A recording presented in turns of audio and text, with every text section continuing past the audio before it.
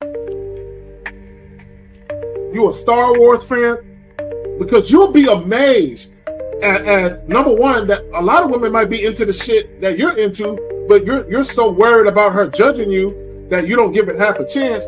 But also some of the things that you're not into, you'll be amazed at how women would want to get into it because they want to get closer to you.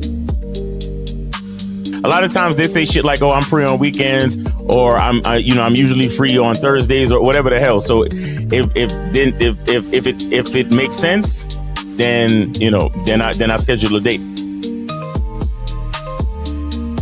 If she really liked you from the get-go, there would be no reward system you would have to look for to do anything for, right? Because it would automatically be there, And I like to do this in conversation sometimes.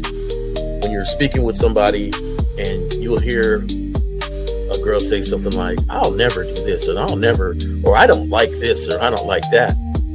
And then you'll notice, you'll say, "Nah, I kind of like it. I like it when blah, blah, blah." And she's like, well, yeah, when you say it like that, I like it, and it's just kind of like, yeah, you switched up awfully fast for somebody that just really said they don't like something. And so, there's always been clues out there for fellas to understand, like, yo, if they really like you, they will change their whole political party.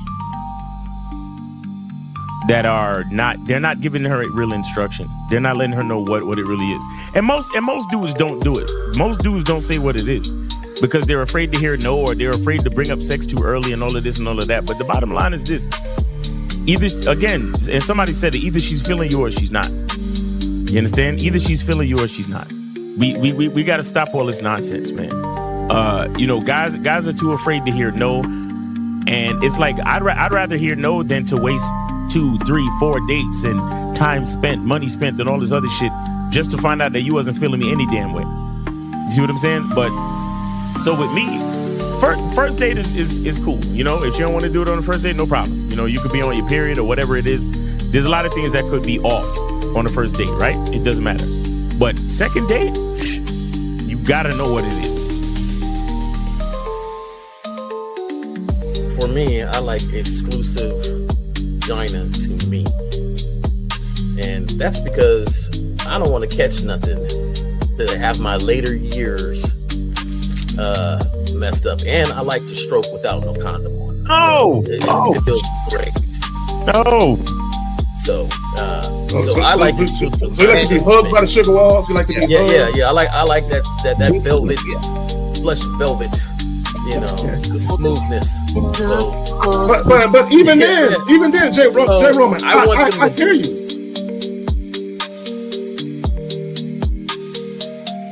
He don't get up for nothing. You understand what I'm saying?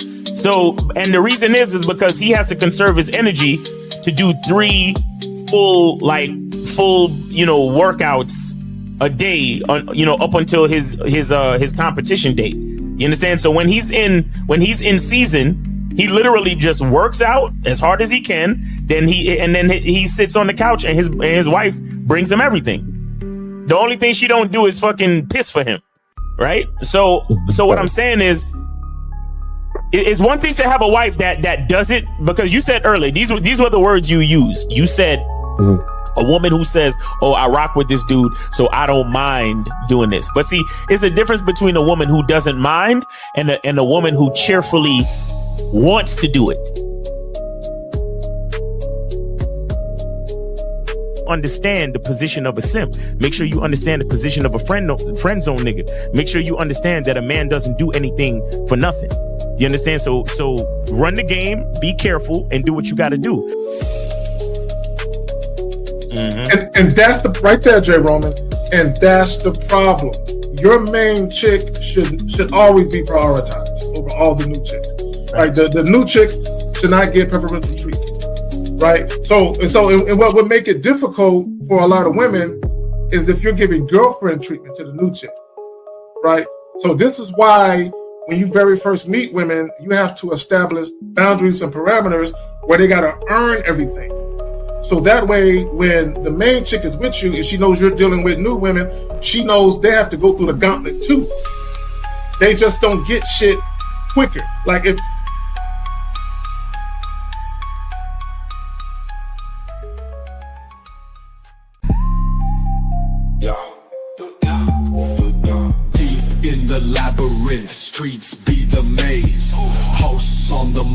Kerry K set in the blaze, sagging. Miles Cunham with the game so tight. J. Roman lit the torch, keeping it right. Manhood's the challenge, skill set to master. In a world moving fast, gotta move faster. Trap beat, pounding 808, shake the floor. Guided by the host, wisdom like law. Kerry K drops jewels, the crowd enthralled. Words cut deep, no need for brawls. Miles Cunningham, tactics sharp like a dagger. Navigates the game, makes the haters stagger. Journey to manhood, no easy feat. Lessons from the masters, words concrete. J. Roman with the keys, opens the door. Manhood's the path, gotta crave for more. Manhood's the challenge, skill set to master. In a world moving fast, gotta move faster. Trap beat, pounding 808, shake the floor. Guided by the host, wisdom like law. Yo, what's good? What's going on with you, my brother? What's going on? It's Miles Cunham. Yeah, he did say that shit too. Miles Cunham. So what's going on with you, fam? Chilling, man. What's going on with you, man? I see you wearing your Yankees hat and not knowing shit about New York at all. I gotta rep a place I've only been to like 1.5 times and shit. But anyway, so what's going? You got anything you want to plug right quick, fam? Oh, yeah, of course. Man, make sure you go to masculineidentity.com. Get that soap, masculineidentity.com. Get that soap, man. It'll be the best purchase of your life. All right. Make sure you get that. And then, yeah, that's about it, man. Go to masculineidentity.com, schedule your consultation, get on the membership, and also check out badboymembership.com, and also check out Shop Locario, shoplocario.com, and get all of Locario's books and products and all that cool shit, man. There you have it. All right. Yes. So what are we talking about today with this long-ass title? You attract the wrong women when you're not clear about what you want. Facts. Real talk. And, you know, we all speak to this to one degree or another. You know, all of us. And what I want guys to understand is how you show up in a situation usually is a precursor for what's going to come as far as how the woman shows up. Facts. Right. But guys, see, a lot of guys don't understand their power as men. And shout out to you for the masculine identity, right? To help men find their power as men, right? A lot of guys don't understand the power of their influence when they are actually talking to women. What I mean by that is this. If you're talking to a woman who ain't really feeling you, you're not going to have any influence. If you're talking to a woman who is feeling you, you're going to have influence. But you have to recognize that. So why would you want to deal with the women where there's resistance, where you're going to have no influence? So when we talk about you attract the wrong women, when you're not clear about what you want, when you're indecisive, when you're indirect, what that shows is you're indecisive. You can't make a decision. You don't have a plan. You don't have a course of action. So you're being inconsistent in your presentation. So if you're inconsistent in your presentation, the woman's going to be inconsistent with her response to your inconsistent presentation. You want to speak to it, Phil? Real talk. Yeah, well, see, knowing what you want is a big part of your masculine identity. You understand? Because it is the desire of how you want to appear in the physical realm, right? That has a lot to do with your, who you are, who you become, because, the things that you want kind of influence your lifestyle, influence your decision making, and ultimately influence your identity. And so knowing what you want is super important. And here's a problem why so many guys, I think, have an issue with being okay with wanting what they want, is that they are worried about being judged. You understand? They're worried about a lack of validation from other people. You know, they're worried about how it may look and who's gonna say no, and you know, people gonna make fun of me and all this other stuff. And you know, we grew up in this type of culture, you know, where, you know, if you got friends, you know, anytime you do something out of the ordinary, they got something to say and you feel a certain way about it. And even your own family, right? You got siblings, or sometimes even your parents, you know, your parents will, you know, there's people out there that they say, you know, I want to pursue being an artist, or I want to pursue doing, you know, like, think about it. There's a guy that might say, I want to be a nurse. And then his father will look at him and be like, what kind of bitch ass shit is that? What do you mean? What you mean you want to be a nurse? How come you don't want to be a doctor? Why are you trying to be a nurse when you could be a doctor? And it's like, but that's what that man want to do. He want to do more bedside manner. He want to, you know, help the patients. He want to give sponge baths and all that other shit. He want to administer the IVs. That's what he wants to do. And his pops is looking at him like, yo, you a bitch ass nigga because you don't want to be a doctor. Why would you want to be a nurse when you could be a doctor? And it's like, a lot of times you find people who that is the paradigm of their issue, where it's like, I know in my heart what I want to do. I know in my heart what I want from life and what I want to be and the choices that I want to make. I know what the choices that I want to make, but I'm worried about the outcome. I'm worried about how people might perceive me. I'm worried about not being able to attract a certain number of females. You understand? Because, you know, let's be clear. The reason why we have such a issue and a debate with all of this looks, money, and status shit is mainly because these guys look at, for example, they'll look at a rapper, they'll look at Drake, and they'll see hundreds of thousands of bitches in the arena screaming his name. And they'll say to themselves, well, damn, if it's 100,000 bitches screaming his name, then he at least got a chance with a few thousand of them to smash. You get what I'm saying? Right. And but the average man is looking at it like, well, I already don't have 100,000 bitches screaming my name, and I'm just a regular guy. You get what I'm saying? And so he's thinking, man, it's going to be a one in a billion chance for me to find a woman that likes me. So I need to get my money up. I need to get a Lamborghini. I need to get a yacht. I need to wear a bunch of gaudy jewelry. I need to do this. Right. I need to. It's a story of a cat. He was like 5'8", 5'7", fucking put rods in his legs to become 6. I saw that. 6 something, and he could barely, you know, he can't even walk for too long. Like he says if he walks 5 blocks, he starts to get tired because the fucking the metal rods added like 50 pounds to his entire body weight. Bro, you see? So it's crazy where it's like people, I see people have apprehension to naturally want what they want.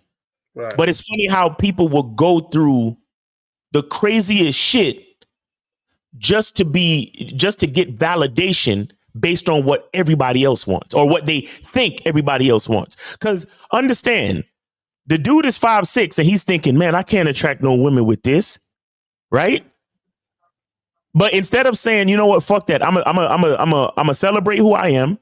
I'm a, you know, look at my weight, my size, my weight, my body type, and just pick the best outfits that I could pick. Make sure I smell good. Make sure I look good. And whoever I can attract, then that's what it's going to be. Right. He don't do that.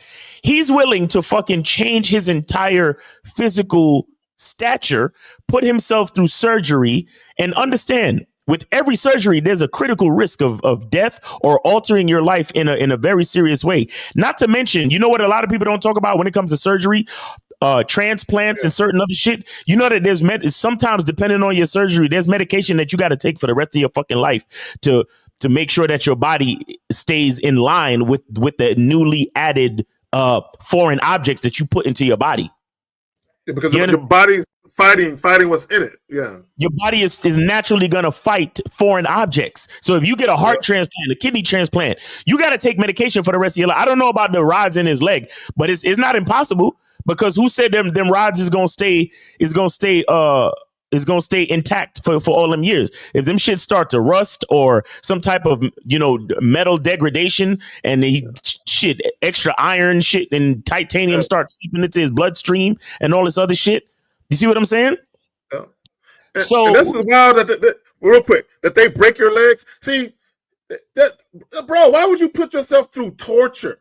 Bro, they surgically cut his femur and attached like a 6-inch metal rod into his femur, bro. Not to mention the scarring on your legs. Bro, you can't tell me those scars go away, bro. Like, goddamn. I think they had to add plastic surgery, like plastic skin to his fucking legs. Bruh.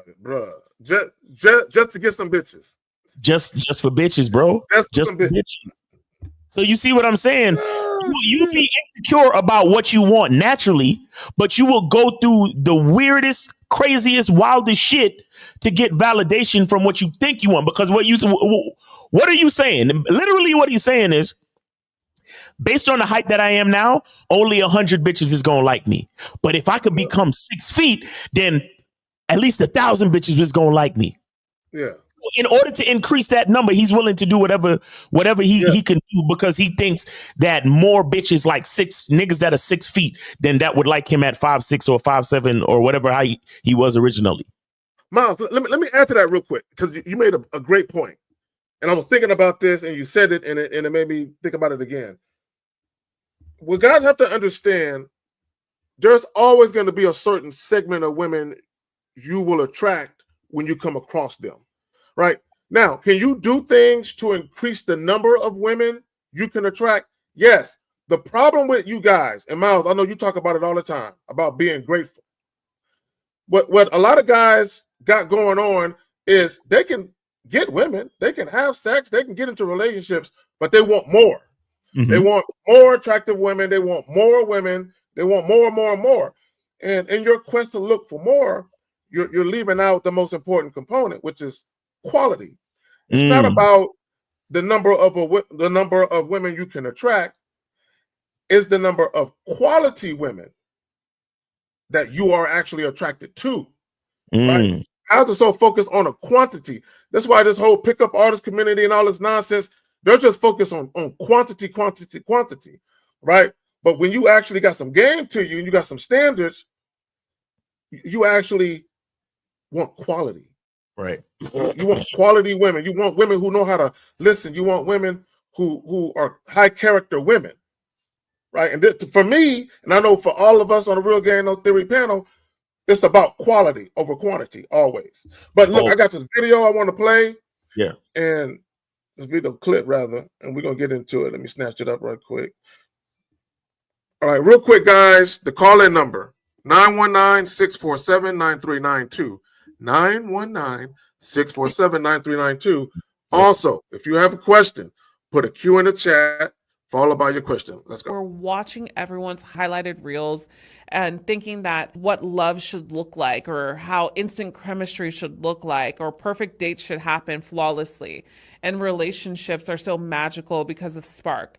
But this doesn't happen immediately. People move on assuming there's someone better around the corner. But here's the kicker.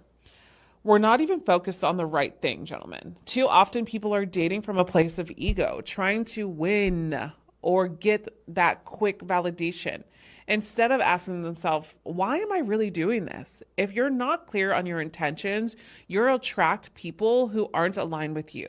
It's about stepping away from the ego trip of, can I make her like me? And instead thinking, let me see what this woman is all about. Mm-hmm. And there you go. And to me, again, it's an ego thing, and it's about winning, right? And that's the problem. Like even the whole PUA thing and all of that, it's about winning. It's about always trying to feel like you have the upper hand on a woman. And my thing is, you are approaching dating from the wrong mind state or the wrong mindset, right? Take your ego out of it. This is why I say I assume nothing, therefore I expect nothing. And, you know, she said something at the end. She was talking about, when you're not clear on your intentions, you're going to attract the wrong people. It's kind of like this. Perfect example. You'll have guys who lead with their money. Right. And then later on, they'll complain about women being gold diggers. Because you're not clear on your intentions, you'll attract the wrong people. So your intentions should never have anything to do with what the woman wants.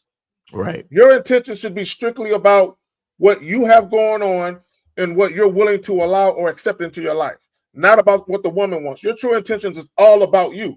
This is why you should never be afraid to tell women you want to fuck if you want to fuck. It's all about me. Okay? She needs to be concerned with her. I'm going to be concerned with me. I have my agenda. I have intentions. I have a purpose for talking to this woman. I'm going to let her know. I'm going to make my intentions clear. So now peep this. Once I make my intentions clear, she's going to reveal to me whether she's the right woman or the wrong woman. Right. Based on her responses. Go ahead, Mouse. Guys, call in 919-647-9392. Yeah, I mean, it's always interesting when I see chicks making videos like this. I kind of have a nagging suspicion that there's a man somewhere telling her what to say, or at the very least she has a dude in her life like influencing her in that positive way. And a lot of these female dating coaches, they watch niggas like us. They do. That's true. Yeah. Thanks. But go ahead, Bill. But she had it pretty much right, man. When you're not aligned with yourself and you're not true and honest, you attract the wrong people. You understand? You definitely attract the wrong people, and that's a problem with so many of us. And so, and it's so funny how honesty and authenticity it kind of like parallels your value. Right? Because the true value of any one of us, any singular person, is being honest about who we are, because it's the truth of who we are that brings our value. So because what you choose and what you're passionate about, you'll go hard for it. You understand? Like you'll do more than the average person. You see what I'm saying? So for example, if I say my true desire is to be a mechanic, I like getting my hands dirty. I like fucking with oil and car parts and tools and all that type of shit.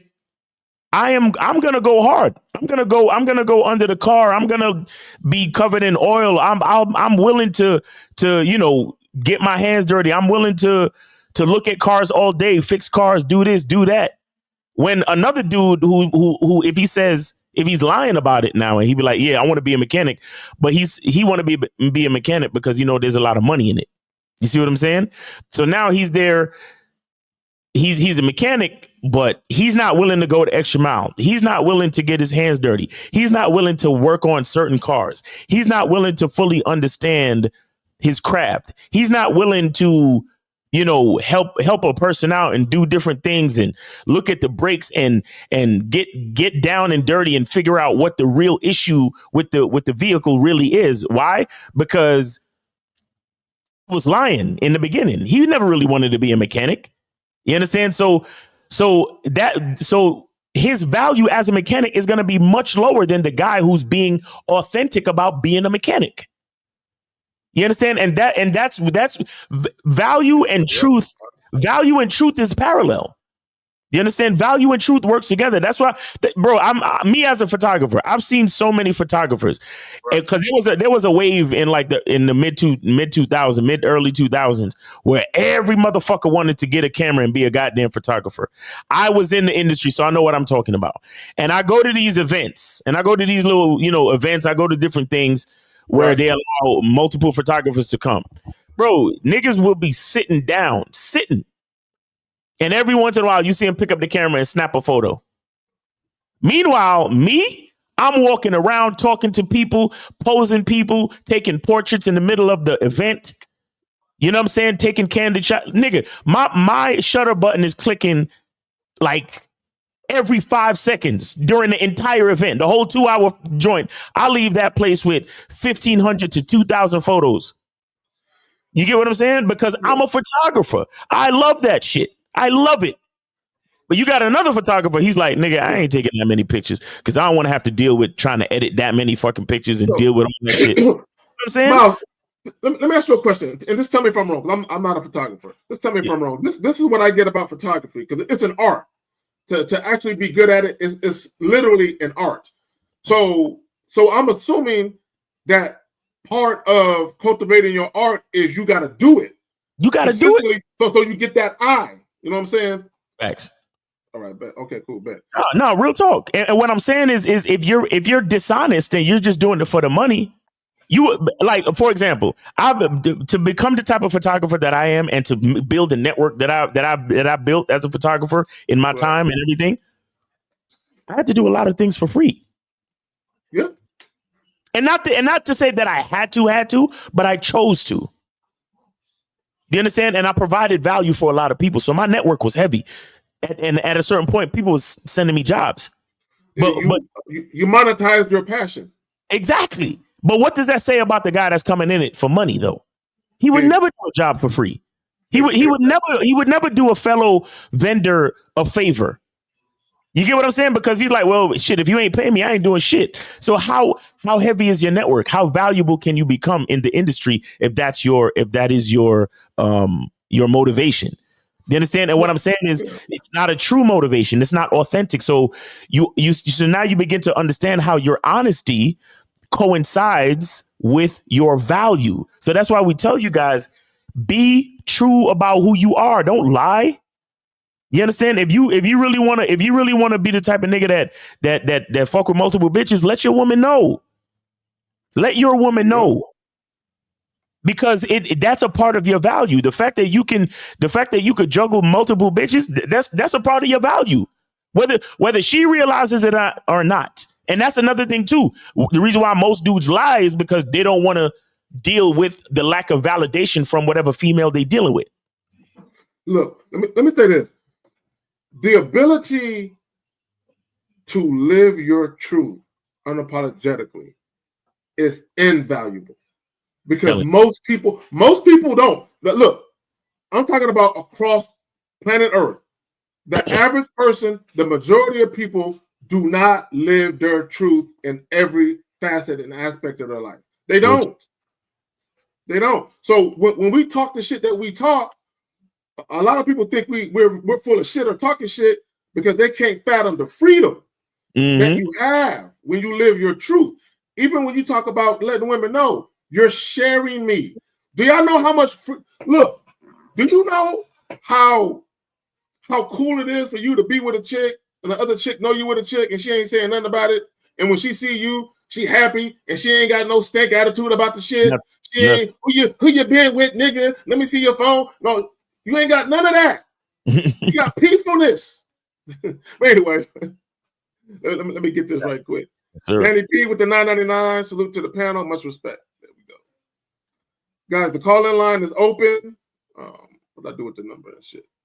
The call-in line is open, guys. Call in 919-647-9392. You better come with it. We do got a question though. All right. So he says, okay, all right, I'm about to ban you, dog. He said I'm about to ban you, dog. He started using all the big words. Shout out to Renee P. Building. Yes, sir. Shout out to Renee P. Shout out to Jillian. What up, Jillian? All right. He said, hey, it works both ways, Jillian. It works both ways. I get it. All right. What's going on, Jay Roman? We got 818. You are on live with the Manhood is a Skill Set show. We got your host, K Zaggin. We got Jay Roman. We got Miles, name, age, city. What's up? Yeah, hello. My name is Simeon. I am originally from Ghana and I live in Osaka currently. You live in Osaka? You said Osaka? Yeah. Yes, Japan. Osaka. Okay, all right. That's what's up. Konnichiwa and all that cool shit. All right, go ahead. Yeah. I recently was thinking about a few things you and Mr. Lucario said some time ago. And I was thinking, how do you as a person begin to develop, how do I even put it in very good words, your personal brand, as in a unique identity where every particular woman you deal with has a very definitive experience of who you are. Like if you could really simplify it for me, I'd really appreciate that. Okay. Do you have let me see. What kind of computer do you have? I have an HP laptop. You have an HP laptop. What kind of phone do you have? Yeah, it's Samsung. A Samsung. Okay. Why did you buy a Samsung phone? Because I liked it. What do you like about it? I like the features on the phone, the camera quality, the speed of the phone, the fact that I'm able to use the 5G network and all that. The camera quality, right? Let's talk about the camera Yeah. quality real quick. How did you know Uh-huh. that Samsung had good camera quality? Because they advertised it, and I saw a few of my friends use it. Oh, wait. What did you say? You saw a few of what? I saw a few of my friends use it. I saw their phones, and I was interested in it. Oh, but they have a different phone than you. But how did they feel? How did they come to benefit from the camera quality if their phones are different from yours? I know I'm confused about the question. Can you please ask it again? Your friends enjoy the Samsung camera quality, correct? Yes, they do. But their phone is different from yours, right? Yes. Okay, so what made all of you buy Samsung for the camera quality? Even though you all have different phones. The advertisement of Samsung. The advertisement of Samsung, right? But is it really just the advertisement? Yeah, I think so. No, it's not just the advertisement, sir. It is the continued and consistent quality of Samsung's manufacturing that produces quality phones, because all of you have different model phones, correct? Yes. Exactly. So it wouldn't be just the advertising, because when they advertise, they may advertise the Galaxy S or the Galaxy 4 or the Galaxy 5. But somehow all of you went and bought Samsung brand phones because you know for sure that Samsung produces good quality cameras on their phones, right? Yes. Okay. How does that happen? Because of the fact that you're consistent. Oh, okay. So let's get back to your question. What was your question again? How do you have what I would call a personal brand where you give each woman you meet a very defined experience, where you either have a diehard fan or she's just not rolling with you. She's just not fucking with you. So that's what it is. You look at what Samsung does. What does Samsung do? They have consistency. You said it yourself. They create a consistent product. So that means think of the experience of being with you. A woman's experience of being with you is your product. You understand that? It's my product. Okay. That's your product. Yes. So just like Samsung, you have to create consistency, and you have to also create quality. Okay. Now, quality based on whose standard? My standard. Thank you. Because did Samsung ever send you a survey and ask you if you wanted a quality camera?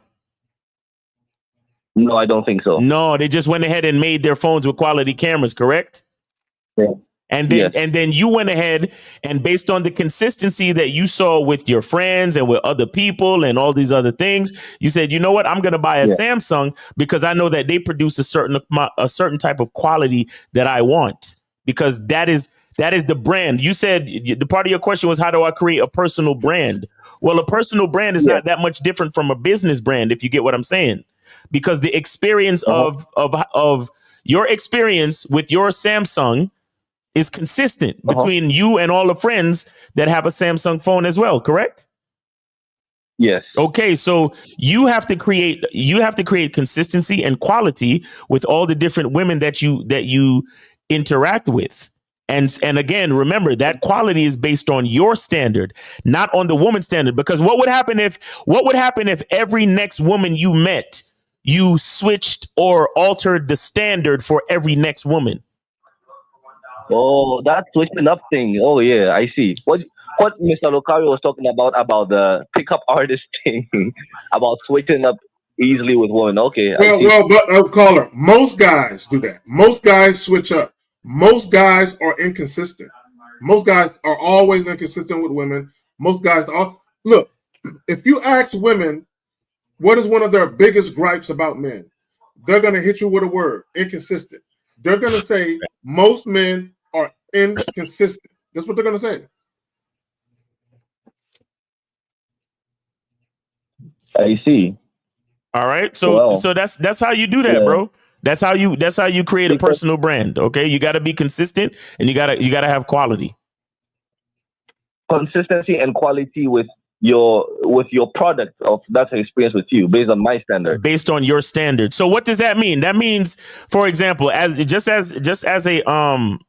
an example, a practical example, that means you always show up on time, you always show up on time. And that usually means 5 to 10 minutes early, at least. Okay. You always choose a certain quality of venue, right? So the places that you go to are, sophisticated, where people wear at least business casual attire and certain other things. The places that you go, if you do drink alcohol, they serve very sophisticated drinks, not just a rum and coke. Like they actually serve, whiskey sours with the egg whites and all that other shit. And the bartenders are wearing leather aprons that cost $500, shit like that. You get what I'm saying? And those are the type of places that you go to. And those are the type of places that you invite every woman to, regardless of what she look like and who she is and all that other shit. You get what I'm saying? The problem with so many guys is you see a girl who she's decent, but she's not that attractive. And then you say, you know what? I'm going to take her for a walk in the park. Right. And then you see another girl and she's real pretty. And you're like, oh, my God, she's so pretty, man. And she's so hot. And then you say, you know what? I'm going to take her to a 5-star restaurant and buy her a steak. Right there. Oh, I see. Hey, caller, let me say this. Go ahead, what Miles just said is the epitome of men switching up. Yep. Men, and this is why I say 90-something% of men. I really believe is that much. I believe 90-some% of men switch up based on how attractive the woman is. Wow.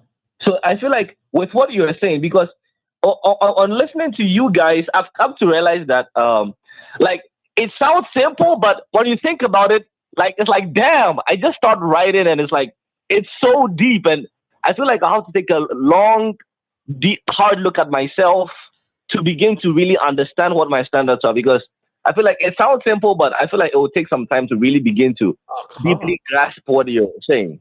Right. Yeah. Yeah. So thank you very much. Thank you very much for the explanation. Well, we could the most important thing I'll tell you is all you really got to do is be honest, bro. That's the most important thing. You have to be honest. The most important thing. You have to be honest. Okay. So if you do like walks in a park, then that's what the fuck you like. And if a woman don't like that, then she don't like you. What you want is you. I made this video. I made a video a long time ago when I first started my channel. I said, don't be afraid to love what you like. Meaning you should love your own preferences, no matter what they are. Well, I'm writing all these things down, man. I'm writing all these things. Man, just think. I wonder if there's like a guy that has some sort of like assistance to help you find your own identity to really pinpoint this. I know you're writing this down. It'll be a wonderful thing if there was a program that somebody started to help gentlemen out to really hone in on this identity, to really make their brand, to give you the tips. Exactly. In fact, I think you're talking to the guy who has a program about your masculine identity, and it's not a mass identity for everybody. It's a masculine identity for yourself. So are you on any of these? Are you on Mr. Mount Cunningham program? Because he's answering these questions. Come on, man. You got to get on it, bro. Yeah, I think right now, I was very impressed by this call. One of the very few calls I'm impressed with. No, I take that back. Whenever time somebody calls, I think that's pretty impressive. You open yourself up, But you said, I see now that I have to figure out what I like and figure Yeah, out things about me a first, very long time. which is a great step. Which is a great step. And then Miles, being who he is, gave you one of his tidbits. Hey, you got to be honest with yourself. And pretty soon he was about to break down how you do that. But that's part of his program. And so I want you to really, start off in a way where you really understand what he's talking about, because the program and your identity is only for you. Exactly. Yep. Mm. Everything is customized, bro. Mhm. So you got to either get on the membership or get a consultation call, or get both. But go to masculineidentity.com. Everything is there. Okay. Okay. Thank you, sir. Thank All you, right, sir. man. Take it easy. And thanks for supporting the show. Thanks for calling. Okay, no problem. All right. So, Hey, good looking, Jay. Appreciate it. what's up? So, Jay Roman, did you see the video clip? I did not see the video clip. All right, Yeah, cool. So let's go ahead. Let's run it back, and then you can go ahead and respond to it. And Miles, definitely you can respond to it again if you like, sir. Let me find out. There we go. We're watching everyone's highlighted reels and thinking that what love should look like, or how instant chemistry should look like, or perfect dates should happen flawlessly. And relationships are so magical because of spark. But this doesn't happen immediately. People move on assuming there's someone better around the corner. But here's the kicker. We're not even focused on the right thing, gentlemen. Too often people are dating from a place of ego, trying to win or get that quick validation, instead of asking themselves, why am I really doing this? If you're not clear on your intentions, you'll attract people who aren't aligned with you. It's about stepping away from the ego trip of, can I make her like me? And instead thinking, let me see what this woman is all about. Mm-hmm. There you have it. Go ahead, Jay Roman.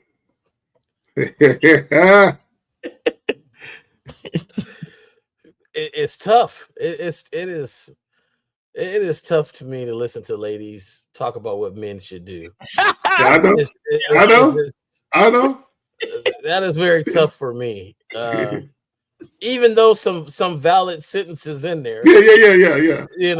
It's just really hard. Yeah. For me, but there's some valid points in that. A lot of the times I will agree. Some cats are just doing, the same old steps over and over again because they feel like that's how it should be done. Right. I see a pretty girl, I go talk to her. Now I take her on a date because I'm trying to have a collection of how many pretty girls I could have gotten in my lifetime or whatever. So, there's some validations to that. However, I like to go back to I forget his name, some old pimp, where he said this man woman thing has to happen. It has to continue to happen because this is what it is. There's only two genders here on earth, right? The man and the female. Exactly. We're trying to do our thing. It's only two. I'm not even going there politically. I'm just saying, like, as for the birth of children, the naturalness of it, that's what it is. So, you have to, if you want to interact, there has to be some clear and set things on why you're interacting with somebody. Right. Like, you just don't go to your boss's office and shoot the breeze for no reason. You usually go there and shoot the breeze for an intent. That's either to build a better relationship. That's either to see where he's coming from as far as what you want to clarify something with the job. You're in there for a reason, and you should move like that with yourself and then with other people too. Right. So, I agree. Move with the purpose.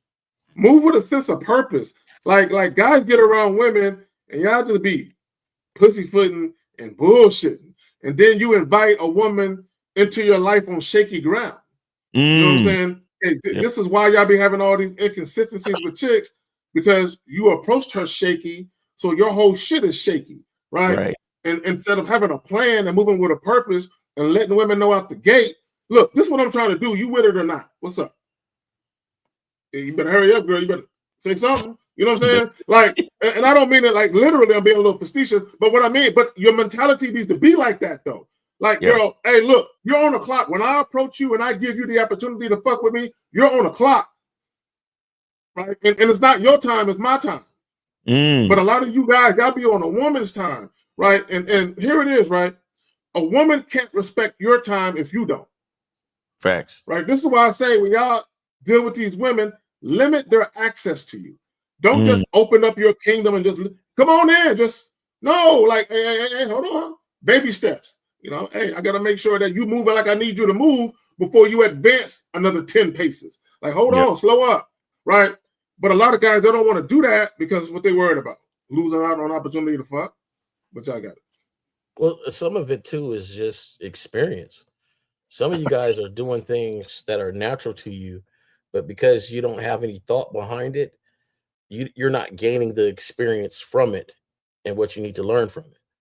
And I'm guilty of that. When I was younger, I was out just, sometimes I remember sitting down and like, why am I even out with her? Like, I don't even like her whole little personality. Right. She did. I don't even know why I'm here. Like, you kind of wake up and be like, I don't even like you, so some of you guys are just going out with people because, they're attractive. I'm going out, but you don't vibe with their personality.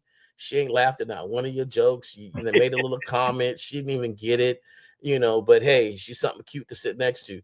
Right. Some of you guys are just having these experiences. And to me, I'm all for having an experience, but make sure you learn from it, though. Make sure you learn from it. And some of you guys are not taking the opportunity to say, hey, I'm just going to have an experience here. I don't care if when she leaves, she doesn't hit me back. I don't care if when she leaves, she didn't, give me some or have these things, but because I'm gaining the experience on what I like and what I don't like. And if you're not taking the time to do that, you'll never hone in on your identity to understand who you allow around you and who you don't allow around you, because you're not learning from your interactions. Right. So, right. Roman, you made a point, right? And we get on the calls, Miles. Yeah, we get on calls. Guys, call in 919-647-9392. Go ahead and call in. Go ahead, Kate. Yeah, so let me say this. So, Jay Roman, you said something that I want to kind of highlight a little bit. You was talking about the experience. So, and I've been telling guys for a minute now, don't make the first date about sex. Don't make it about sex. Don't, you know what I'm saying? Just enjoy yourself. Now, if the vibe is right, if Shorty's conducting herself in a way that's very pleasing to you, right? And both of y'all have that mutual feeling, sex is in the air, that cool, make it happen. But my thing is this: when you go out on the first date with a woman, you need to have the anticipation that this could be the last time you see her. Right? You really need to have that anticipation, because it's not even about whether or not she's feeling you. Nigga, you might not be feeling her. Right. Right? And I don't hear enough guys talk about that. They're always talking about what the woman is feeling. My thing is, nigga, I might not like her goofy ass. Yeah, she cute, but I'm looking at her like, Jay Roman, you said it. Why am I even with this goofy ass shit? You know what I'm saying? So, and you're so put off by her and so turned off, although visually she looked good. Bro, this is some real shit. You ever saw a chick and she looked good to you, and you spent a couple minutes with her, and she ain't look the same anymore to your eyes? It just didn't do it for you. You looked at her, you don't see it no more. You know what I'm saying? So, but a lot of guys, because they so pussy hungry and so thirsty for sex and so sexually frustrated, the woman look good no matter what she do. But y'all got it, man. I think what you're saying, Kay, is something. It's something that comes with a certain level of maturity and what Jay Roma was saying about experience. You understand? I think the more experience that these guys have, I think the better off they'll be.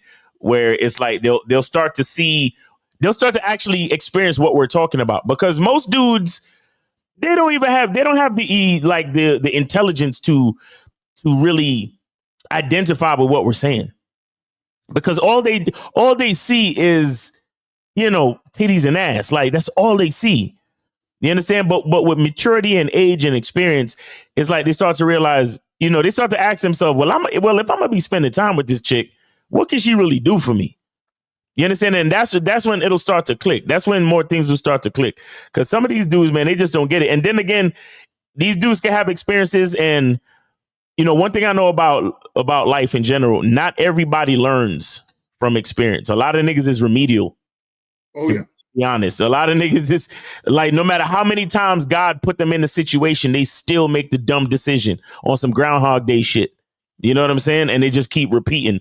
They say insanity is doing the same thing, expecting a different result. And it's so many remedial, insane niggas out here, and that's a fact. And the crazy thing about it is, like, we all know well, I can't put that on y'all. I've been there. I was that dude that was just getting interactions, experiences, but learning from it, which I think makes the difference. Like, I'm so mad at myself to this day. There's this, how cute is she? She was really cute, Zach. I'm just gonna let you know. How fine was she? She was awesome. She was really fine. But her breath was on hum. Oh, I mean, it was on hum. I mean, I gave her gum, Altoids. I mean, even made peppermint tea. You know how bad it is to feel peppermint tea? Like, I mean, it was on hum. Bro, I'm sitting there, and I'm doing everything not to kiss this one. I mean, she wants a kiss, man. She wants a kiss. I mean, clothes is halfway off, and I'm just like on the neck. I'm on the shoulder. I'm on the chest. I am not. The breath is on hum, and something inside of me is like, why are you even dealing with this? Why are you even dealing with this? It's called like, you're sitting here, tongue scraper, bitch, avoiding this woman because she looks good, and then you get mad at yourself. I don't know about other people, but I get mad at myself. I be talking shit about myself. Like, nigga, what is you doing? Like, what are you doing? Bro, that's man. But you gotta learn from it. And I don't think there's anything wrong with that, of learning from it. But of course, yeah. The sad part about it is some of you guys aren't even getting the experience to even learn from. Mm. And that's the part that I'm starting to wake up to. Like, I was able to get her in my house. I was able to, get her in the bed. I was able to get her to get that experience to really learn, like, hey, I'll never do this again. Right. Right. Some of you guys aren't even getting to that point to learn from it. And the thing is, you guys got to start finding a way to really learn from every interaction. Every interaction ain't got to be the interaction. It ain't got to be the one, because that's how you accidentally wind up in these relationships. Because you're so thirsty for interaction that as long as she cute and cool, you're progressing. And right. You guys got to learn from that. I would like to know y'all's not the panel, but if anybody listening or anybody call in, let me know that the time you realize, like, I need to start learning from my interaction. Guys, call in 919-647-9392, 919-647-9392. Man, I'll be honest, like, I started learning since I lost my virginity, bro. Like, and shout out to Bruce II for the $9.99 super chat. He said the game is extra strong today, adding this episode to the archives. Respect. I'm telling you, when I punched my V card, or as it were, when I was done, I took a 2-hour long walk. I could like, I had to ponder life, bro. It was just more colorful. No, was just better. It was opposite though. That's what I'm saying. It was opposite. It was opposite because I expected the colors to be more colorful and for the sun to be brighter and for everything to be better. And when I realized that it wasn't, nigga, I had to take a 2-hour walk. Like, I damn near walked home from I did what I did. I did the deed in Lower Manhattan. I walked all the way to Broadway Junction, Brooklyn. And any of y'all know New York. Y'all know that's a long fucking walk. You understand me? So, and it was just, I had to ponder, bro. I had to ponder life. So I went on this long ass walk, and I'm like, this is really, like, I've been waiting 16 years for this shit. Like, I've been waiting all this time for this. Really? And And you know, there was a bunch of other shit involved in the situation because the chick, she was a lion ass type of chick, and the whole bunch of shit that happened with that. But bro, I had to ponder life. I had to really ponder life, and so I started to realize, like, it was around then, or you know, around then when I started to realize that the game is less about the external and what's going on internal. You understand what I'm saying? And pussy itself became, of course, something that I still desired, because you know, you in your late teens, early 20s, the wind, as soon as the wind blow, you know what I'm saying, an erection happens, nigga. So it is what it is. But at the same time, I always had a heavy intellectual aspect when it came to sex, bro. You understand? And so I think that was like the beginning of my Rob Marine said Miles was walking like the band for that cheesecake. Nigga. I swear it was the craziest thing. And I was like, this is what I waited all the time. This is what niggas be talking about. This is what everybody be making such a big deal out of. I was highly disappointed. And it was, I had a good time. Don't get me wrong, but I was highly disappointed in the aftermath. I was like, man, this shit is what it wasn't all magical and fairy dust and the Cupid's arrow shoot. Yeah, it's just sex. And I promised myself that there was something in me where I promised myself that I would master it and never let it master me. There you go. You know what I'm saying? So yeah. See, but that's the experience though. See, and like, you got to have experiences to learn, but your experience cannot only just be about the sex, because you'll miss a lot of other stuff. Exactly. Thank you. So yeah. Shout out to High Profile for the 499 super chat. He said, "Appreciate the game, respect." Yeah, go ahead, Jay. Did we do Bruce 2 already? Bruce. Yeah. We did Bruce 2. Yeah, I got him. Yep. All right. So we got 720. You're on live with the Manhood is a Skill Set show. We got your host Kzad. We got Jay Roman and Miles. Name, age, city. What's up? What's up, fellas? Mike, 34, Colorado. How y'all doing, man? All right, Mike, 34, right. Colorado. What's going on with you, bro? So Jay Roman motivated me to call in, and I want to see if I can learn from this situation. So I met a chick at the gym, got her number. She hit me up, invited her over, and it was pretty much a terrible experience, man. Like, she ended up getting an attitude. Wait.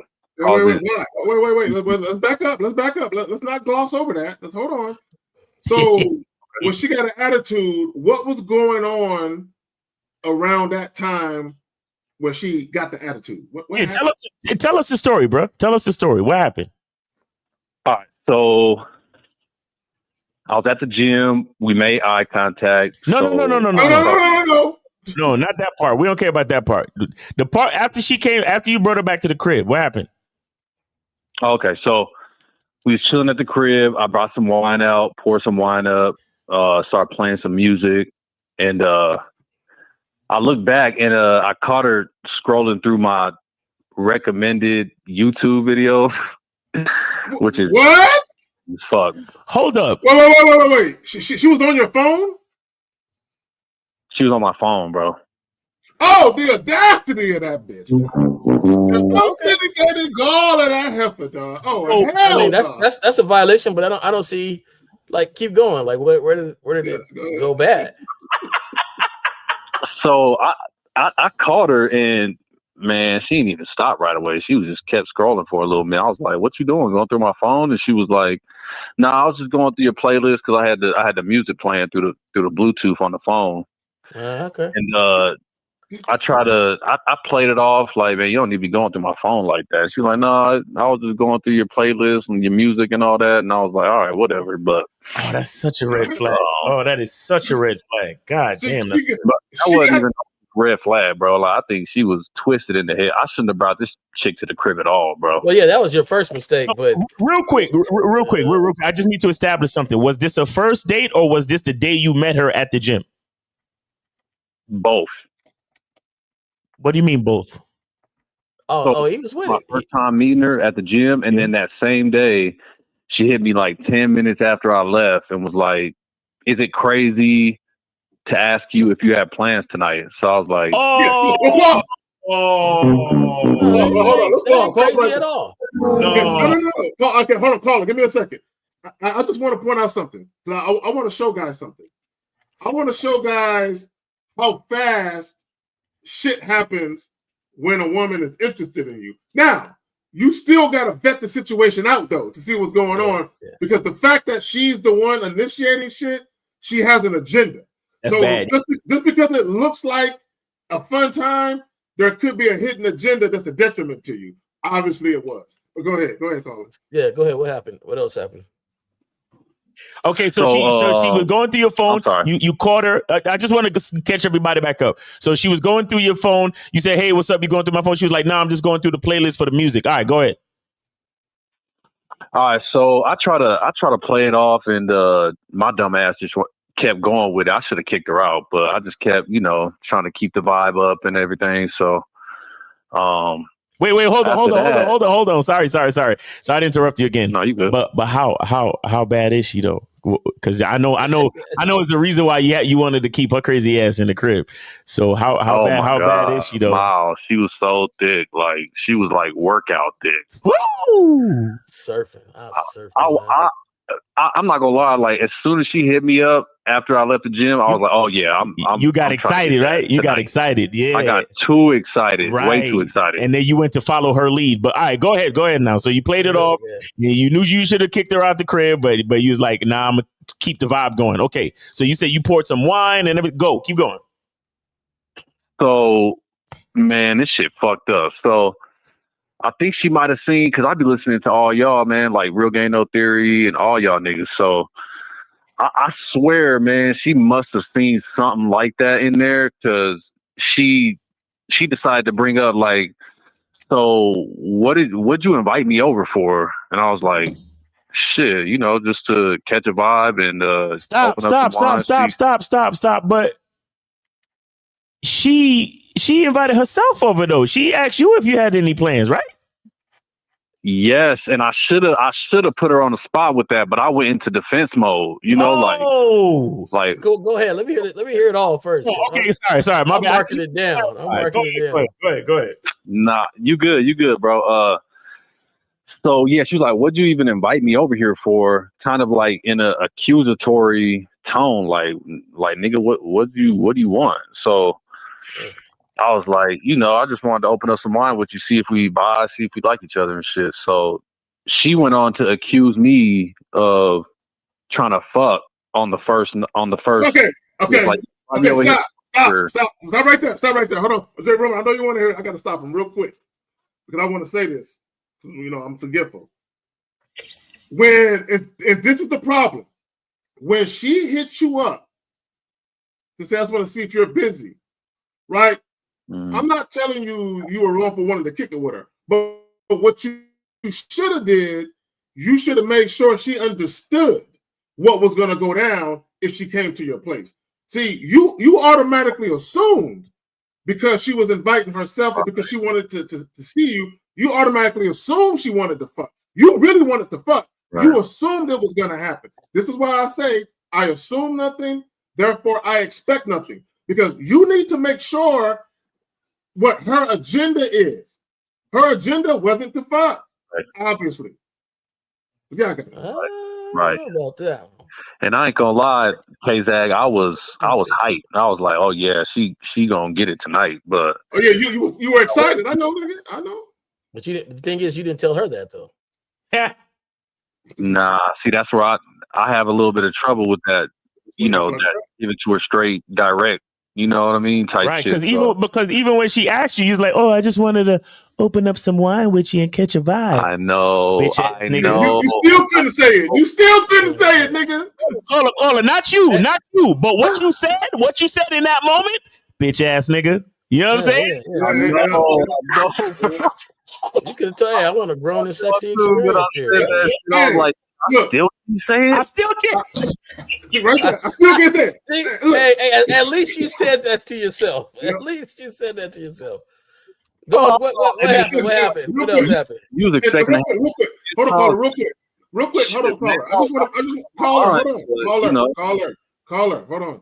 real quick. I want to point out something. You attract the wrong women when you're not clear about what you want. Go ahead and continue. Right.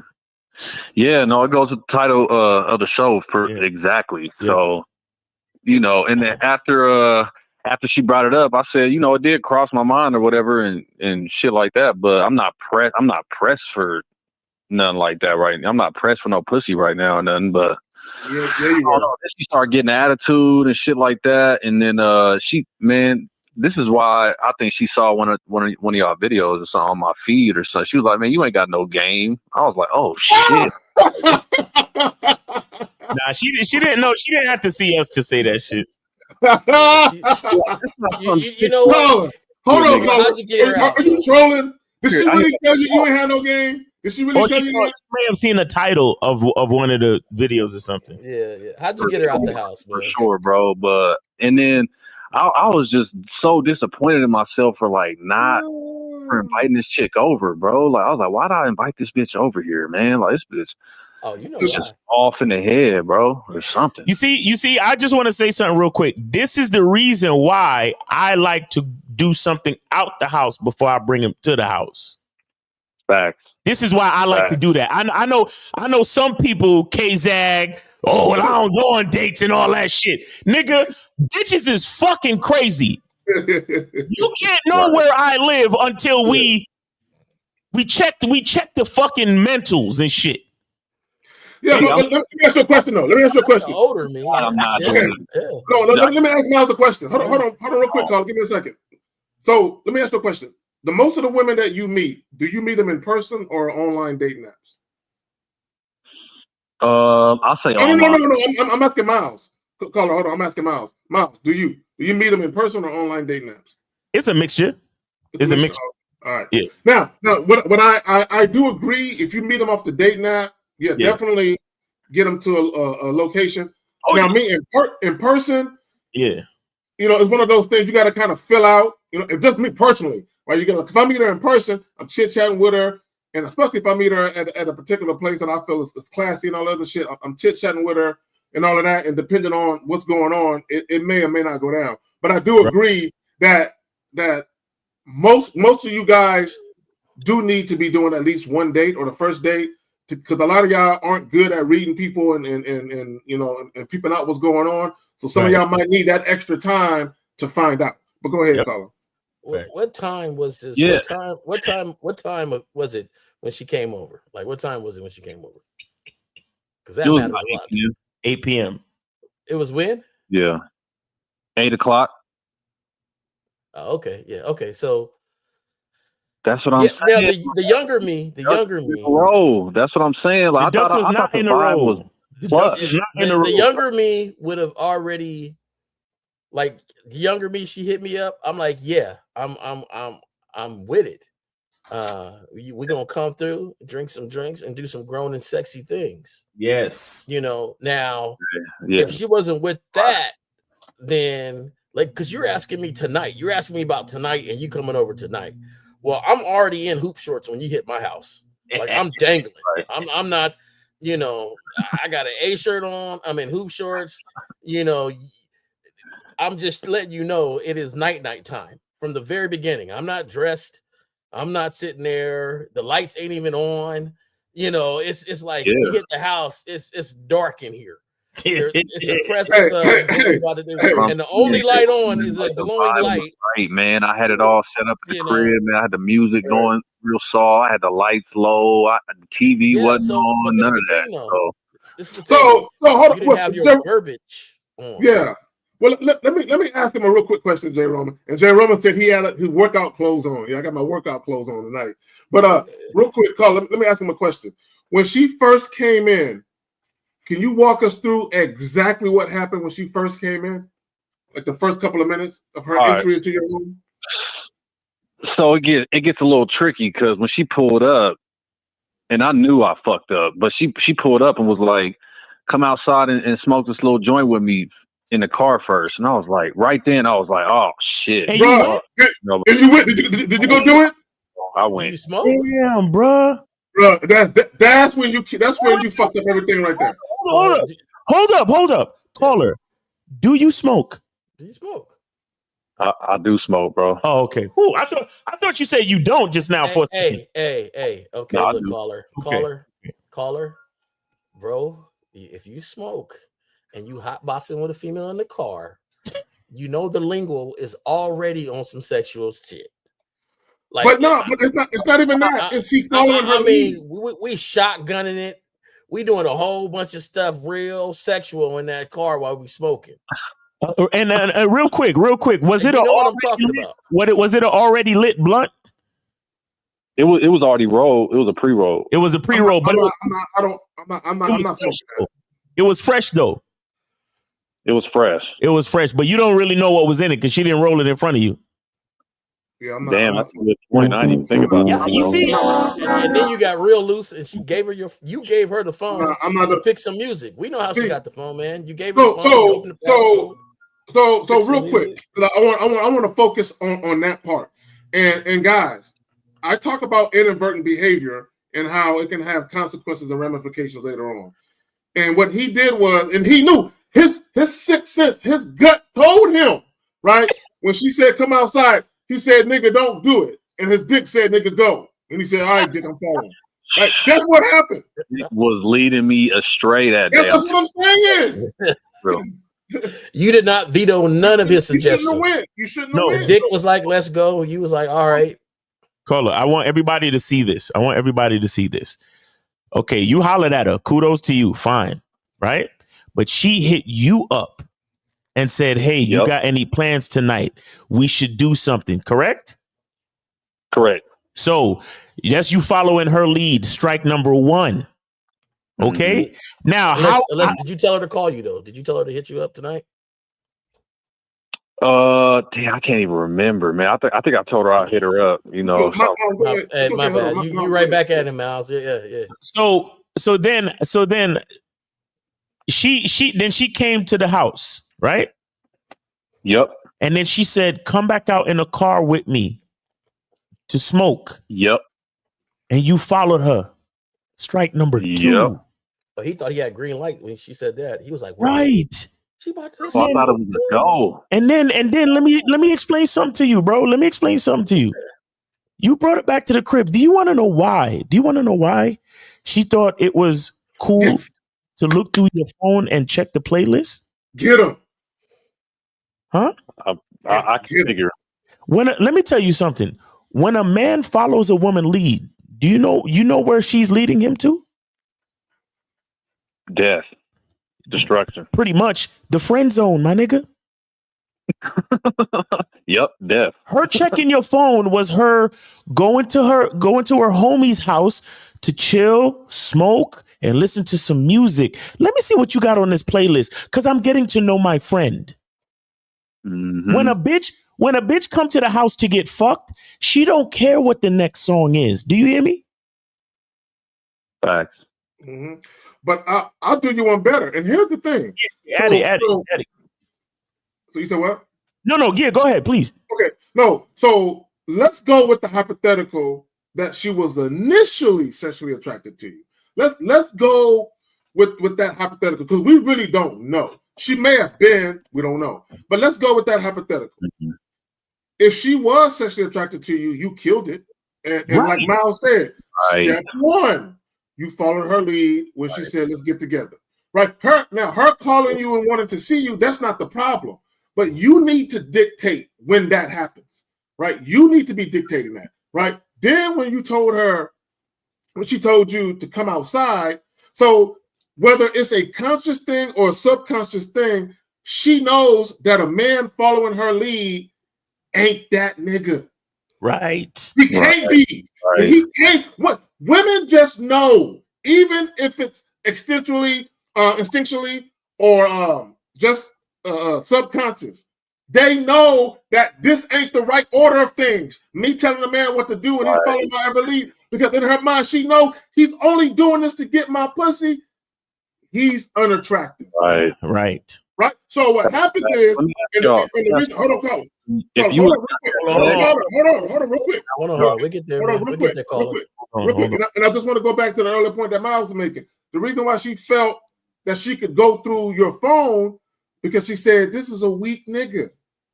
I'm already running him. I'm gonna pick up his phone and go through it, and he gonna do what? And then when you question her about it, she said, this is why I'm in your phone, nigga. Right? Come on, bro. She treated you like a bitch right away.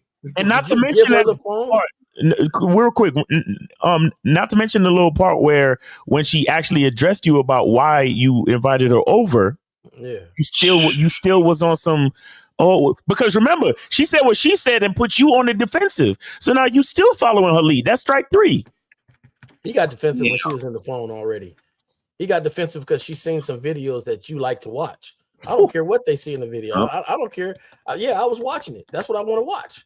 So what that got to do with anything? My thing is this, like, did you give her your phone with the passcode opened up to pick music? He turned on the music and the fucking screen didn't go off yet. She snatched it up before the screen went off. Which one is it, caller? I set my screen out to shut off because it's YouTube. So if it shuts off, the music shut off. Oh, so I had okay. So you had it on. She picked it up. Caller, real quick, Jay. Caller, you got to get that YouTube Premium. Stop playing. But go ahead, Jay. Facts. My thing is this. Like, I understand. Like, I understand. But you should learn from the experience. Yeah. She's like, let's go smoke in the car. Nah, I'm a grown man. I got a balcony. If we're gonna smoke right here on my balcony. What are you talking about? You could have did that. Yeah. I don't hotbox. I ain't hotbox since I was in high school. Yeah, you understand what I'm saying? Like, there's certain things that you could have done that said, I'm not following your lead. Right. Now, did you have conversation prior to that you actually smoke? Like, she said, hey, do you burn? Or you asked her, do you burn? And then that came up. Yeah, so this might be strike 4. So when I was chopping it up at the gym with her, I was like, shit, let's go grab a drink or something one of these nights. And she was like, you could tell she was like not with it. She was like, drinks. And I was like, well, shit, ice cream. Everybody love ice cream. She was like, well, actually, do you smoke? And I was like, oh, she's trying to come to the house. So then that's another time of me following her lead. So I actually think she was attracted to you. I really do. But no. I don't think she was. I don't think she was ever attracted to him. Look, let me tell you what happened. Let me tell you what I mean. He said drinks. She was like, no. He said ice cream. She said no. So he's literally going down this list of acceptable places he could take her to, and she's like, nope, I'm not doing that with you, nigga. Nope. In fact, and she said, I got an idea. So at that point, he should have been like, I can't fuck. I got an idea how to make you my buddy. Look at the title. When you're not, I said this early in the show, what you want is a part of your identity. So if I want to go get drinks and you don't want to go get drinks, you don't want me. And I even gave you a chance. I said, well, I like ice cream too, bitch. And she still was like, nah, I don't like ice cream. Well, bitch, now I know that there's 2 parts of me that you don't like. So what's the point of us continuing this conversation? Yeah, I just thought when she said smoke, I was like, oh, it's a ghost. Like she's trying to go to the crib. But what you gonna do at the crib though? That's what I'm saying. I understand what you're saying. But my thing is this. Okay, I had to get to a point, and I'm just tell y'all, I had to get to a point. I can't have a woman in my crib and not think about fucking her. Like that's just the way it is. Like I don't care what time of day it is, but I just my bed is right there. So I stopped having them come to my crib, and then they had the understanding that when you step in my crib, it's going down. It's going down. Why you're in my crib, and the later it got in time of day. You better believe you understand what you're doing. Like, hey, you know what time it is. Like they'd call me and be like, "Can I come over?" And I'm like, "Did you look at the time? You know what time it is, right? You know what time it is, right?" Before coming up, 10 o'clock. At 10 o'clock, I don't want. There is no conversation. No, I thought it was in order. No, bro. You're assuming she's on the time that you're on, but you didn't lay no groundwork. You did not clearly lead her anywhere. You did not clearly tell her what you wanted, and you expected her just to be on it when that's not what they. She done smoked with a whole bunch of dudes and never did nothing with them. Exactly. And here's the thing. She done drunk wine with a whole bunch of dudes and never did nothing with them. she told you what to do from the onset, from the very beginning of y'all interaction, every step of the way. Every She step of the told way. you what to do. Yeah. Right? So she led the whole time. So and here's the thing, and the whole way in her mind, she already is forming a perception of who she thinks you are. Exactly. This is why she was disgusted with you. Mm-hmm. But you're like, what the fuck ain't you, nigga? You ain't got no game. She was disgusted with the fact that you even tried to fuck. You know what I'm saying? Or act like you didn't want to fuck. She was disgusted. And the fact that she wanted to get a little attitude about your phone and what was on there was just her excuse to display what she already thought. That was her testing the waters to see what kind of nigga you was. And the fact that you stumbled on the defensive, it's kind of like think about if you ever boxed. Nah, not really. Okay. Well, so there's something with you could any sport really, boxing. You know, if you playing chess. Here's the thing: when you make a move, and you know, and this is why a lot of niggas call it shit test, but it's not really a shit test. When you make a move, right? Like for example, in boxing, you have something called a feint. It's kind of like when you make a quick movement with your hand, like you about to put out a jab, but you don't really do it, just to see how the boxer defends themselves. So if you feint a jab and they put their hands up, then you know that all you got to do is feint if you want to hit the body. Do you understand that? Absolutely. Yeah. So that's what she did to you, bro. She saw that she was making moves. She fainted on you when she told you no to the drinks and no to the ice cream. Mm-hmm. And then when she said, well, then when she made a suggestion and so you go along with the suggestion, she knew she had you. That's a fact. She had me on my heels, bro. She had you on your heels. Exactly. She had you on the defensive. So so that other part where she came in and was like, oh, you thought you was trying to fuck bringing me over here, blah, blah, blah. She was just playing with her food at that point. She already knew she had you. She got you. She already got you high. She already got you following her lead. Now she just playing with you because if her thick ass don't know you trying to fuck, then she's just being facetious at this point. Yeah. She's playing with you, bro. Yeah. Go ahead. My bad. Go ahead. No. And I'll finish it with this. This is why we got to be honest from the door, because caller, after going through all of this, wouldn't you have just rathered her say, nah, I ain't really feeling it, and told you no in the gym? Oh my God. Yes, bro. Please. I got one better for you. When she was touching your phone, wouldn't you rather have just said, hey, you kind of giving me some stalker vibes. I'm gonna have to need you to leave. I would have kicked her out. As soon as I saw her with my phone in her hand, I would have been like, put it down. When do you step up and say, like, when the domino is pushed, you can't save all the dominoes, but you can save the rest when you know you don't want them knocked down. Right. So at some point, you wake up and say, you know what? Let me stop this now, because right now you were teasing yourself with the thought of what could have been. Like, I'm about to slap this thickness, right? And so you kept teasing yourself. She didn't even have to do anything else. You was like a chick already fantasizing about it. You know, when you don't have to say many words and they already fantasize about the relationship. You were doing that with her thickness. Like, oh man, I'm about to be slapping this. Let me go through this hurdle. Let me go through this hurdle. Let me go through this hurdle. My mind was set, bro. Ever since she hit me with that text, my mind was already set on. At the end of it, it's the same result, though. Like, it's the same result. And Miles is making the best point ever. My bad, Zach. But you didn't get it doing all that. Wouldn't it have been better just to realize at the gym? Like, I said drinks, girl. I didn't say nothing about no smoke. 100%. I really don't smoke like that. Right. You know what I'm saying? 100%. It's the same results. Now she at the gym like, yo, I went to that dude's house and he's a clown. Yeah, right. That dude is a clown. Right. Which you shouldn't care about that because whatever. But at the same time, it's just that's the type of stuff in my head that I get mad at myself about. I'll be like, you know what? You old sucker monkey motherfucker. What'd you do that shit for, man? But here's the thing, girl in my house. Telling you. Caller, hold on real quick. Caller, hold on real quick. Use the signal. Caller, hold on real quick. What's that? Real quick. Hold on. Hold on.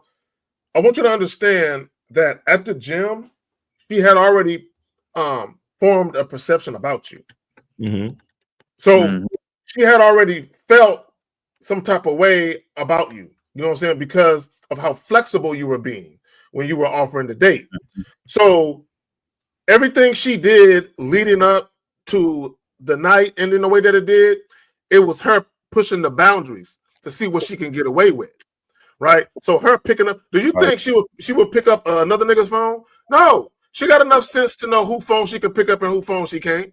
Okay. Right. There are certain men she wouldn't even dare even walk nowhere near that phone, so it wouldn't even look like she about to pick it up. But with you, she felt real comfortable picking up your shit, right? And because to me, that's a violation. You know what I'm saying? She violating you, right? And a lot of people, they didn't look look at on her joint just like that. Yeah, exactly. But she looked at it as he ain't gonna do nothing, right? So she really felt that way, like he ain't gonna do nothing. And you didn't even match, you cheap motherfucker. What? Right. Did you match? Did you match joints?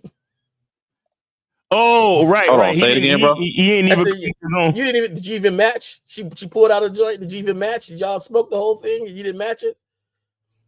Oh no, I ain't matching shit. Yeah, you see, you cheap motherfucker. You didn't match. She was out, man, and this dude cheap too. He ain't got nothing. Pull out the wine. I thought that was good, man. Hey, no, man. I just want you to understand this, man. I appreciate the call. Really, there's a lot to learn from that, and you know, it's not just to learn something, but it's to apply it to the next time. And I think the best point that what Miles made, you would have avoided a lot of this other stuff if you recognize that she was not listening and she was not following you at all. Mm-hmm. And so from that jump, you got to understand that from that point, it's not going to be the experience that you want because now you're following her. So if she's not following you, you're following her. Right. And you got to recognize that early. Yep. Now, personally, I think she gave you opportunities and you failed every time she gave you the opportunity. Exactly. Every time. And then when she went in your house and it was all dark, you pouring her wine and stuff. And, you know, she already knew you trying to get it. What's the point in playing that game? What you doing here? So, you know, you can leave. My thing is, I'd rather stand for something instead of fall for everything. Mm-hmm.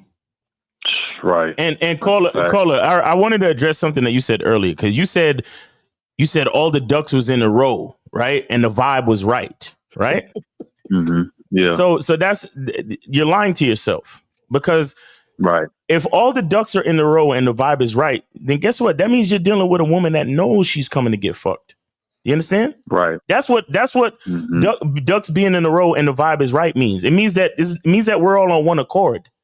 And that's and that's the thing with the situation. You and this is why you want to be honest, and this is why you want to be flirtatious from the jump. Matter of fact, let me ask you: when you was at the gym, what was the conversation you had with her? Was it platonic or what? Like, did you at least tell her she was sexy, or that you trying to get her naked? Like, what did you say? I kept it kind of light. I did tell her she looked good. No. Did you use the word sexy? Did you say anything about spanking her, choking her, getting her naked, anything like that? Negative. Exactly. So that's what I'm saying. Say, let's stretch this workout out together. Let's stretch this. Hey, this look like you had a pretty good workout like me. Let's stretch together. The ducks were not all in a row, bro. You get what I'm saying? I feel you, bro. Yeah. Everything got to make sense. Everything got to make sense together. You understand? And until you really, and this is why we talk about what you want and being honest. Until you really do that, the ducks is never in a row. Because if she still got to ask questions like, oh, well, why did you bring me over here? And really, it might be like Jay Roman said. The reason why I don't agree is because she didn't agree with any of your suggestions. But she was probably trying to give you a chance to see if you would just buck up and just be a real nigga and be like, you did. I'm trying to fuck. You should come over here and suck this dick. And maybe, maybe she would have been like, you know what? I'm just high enough, so I just might come over there and suck your dick. You feel me? That type of shit. So she was probably giving you a chance to just come with it and just be a real nigga and stop all the bullshit. But yeah, you got to be the one to let the woman know. And this is why I rather hear no up front than for a woman to. She basically dragged you down the street by your fucking nose and then still didn't fuck you. Right. You feel me? So, Right. Caller, let me ask you a question. Ragdoll So, Caller, let me ask you a question. So, you ain't hug her, she ain't hug you, you ain't, no kiss on the cheek when you first saw her, no nothing? Shit, yeah, we was hugging when she first came over, and then she did, cuddle up a little bit on the couch for a sec, but that was Okay, it. stop right there. So, when y'all was cuddled up on the couch, how come we didn't make your move then? Oh man, this is another terrible part. You want to know what happened when we was cuddled on the? Oh my god, bro. So I told her, I was like, you just need to get over here and kiss me, and she was like, why? Oh my fucking god, bruh. Wait. I gotta ask it. I gotta ask this question. Was this before or after the phone? Bro, this is after the phone, bro. Yeah. It's a wrap. I folded. I'm gonna tell you this, man. And I really don't want you to lie to yourself. All she did, and I'm gonna just say your standard right now is low because all she did was just show up. Yep. Right. And you did the rest. You fantasized the rest. You allowed the rest. All she did was just show up. And then who set the time at 8:00? Shit, I said it for 7:30. Her ass showed up half an hour late. And she showed up late. No shit. Everything about this, she's no walking red flag, bro. Everything about this chick is wrong. Yo, red flag. When did she leave? I want to say about 10. Oh my! So and what? You allowed? Hold on. 2 hours? Were you arguing for like 40 minutes? 2 hours? 2 hours of my life, bro. What did y'all do for 2 hours, my nigga? So, smoked in the whip, came up, poured the wine, listened to music, chopped it up a little bit, and that was pretty much it. Oh, Jesus. And then you argued with her until she left. Oh, my God. Now, was she looking at her watch or her phone? How often did she text while she was talking to you? How often did we text? No, how often did she text? Why when she was at your house and y'all was having this discussion about what you watch and you was denying what you watch and all this other stuff, like how often did she touch her phone and text somebody? I didn't notice her pick up her phone at all. Like not much of that. Probably like once or twice, something like that. That's all it takes to call me. So yeah, hey, you got her, J, bro. I don't want this one. Listen. I'm just joking with you. My standards so high. She can't get me. You gotta just learn from the experience. Honesty, I'm learning. Yeah, bro. Thank you for your honesty, man, and your candidness. Because this is wild, bro. Like, goddamn, bro. You took so many L's, bro. Like, goddamn, bro. It's just shit. I know. I think I was just being thirsty at the end of the day, but I don't know. I'll say one last thing, man. Choosing signals bullshit because she was shooting me the mad choosing signals. So shout out Lucario too, man. Choosing signals ain't it, bro. Wait, she was showing you choosing signals at the gym? Mad choosing signals. Oh man, you know what, man? I think you lucky, man. I think she might have been setting you up, bro. She seemed like she was off in the head, bro. I swear to God. She might have been setting you up, bro. You might be lucky, man. You might have been her plans before her real plans. Yeah. I would consider myself lucky that ain't nothing crazy happened, that she ain't bring goons to the crib and shit like that, my nigga. Like, seriously. And that would explain why she was trying to get to the crib. That's why she was telling you no to the dates, because she was trying to get to the crib to see what you were living like. Oh, what are you doing tonight? And then she hit up her homeboy Malik and them. Oh yeah, I got an easy one tonight. Fellas. This nigga listening to everything I say. Mm-hmm. This nigga's listening to everything I say. I'm 30-some years old. He asked me if I want to go get some ice cream. This guy clown. This is an easy mark. This is why a lot of guys have difficulties getting women to actually respect them and to submit. Because once a woman knows you are a sucker for pussy like that, she can't trust you. Because you're very durable and you're easily led astray with the prospect of fucking. Like, it's too easy. Yeah. What does she wear? What does she wear when she rolled up? What does she wear? Sweatpants. She had the like the spandex on and shit, and Lazy. She wasn't expecting him to go nowhere. Little top or whatever. It wasn't nothing special. Yep, exactly. Yeah, she came to see her homeboy. You was in the friend zone, my nigga. Right. She had two choices that night. Either she was going to get smashed or put you in the friend box. So you let her put you in the friend box.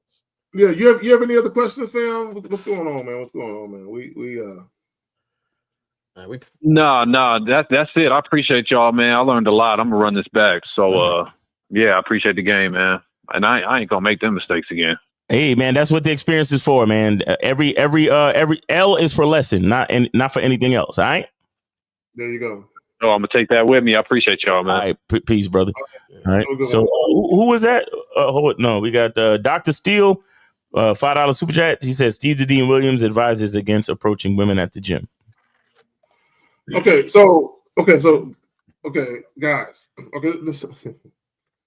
So there are two things can be true at once. Meaning, a lot of you guys should leave your. Yeah.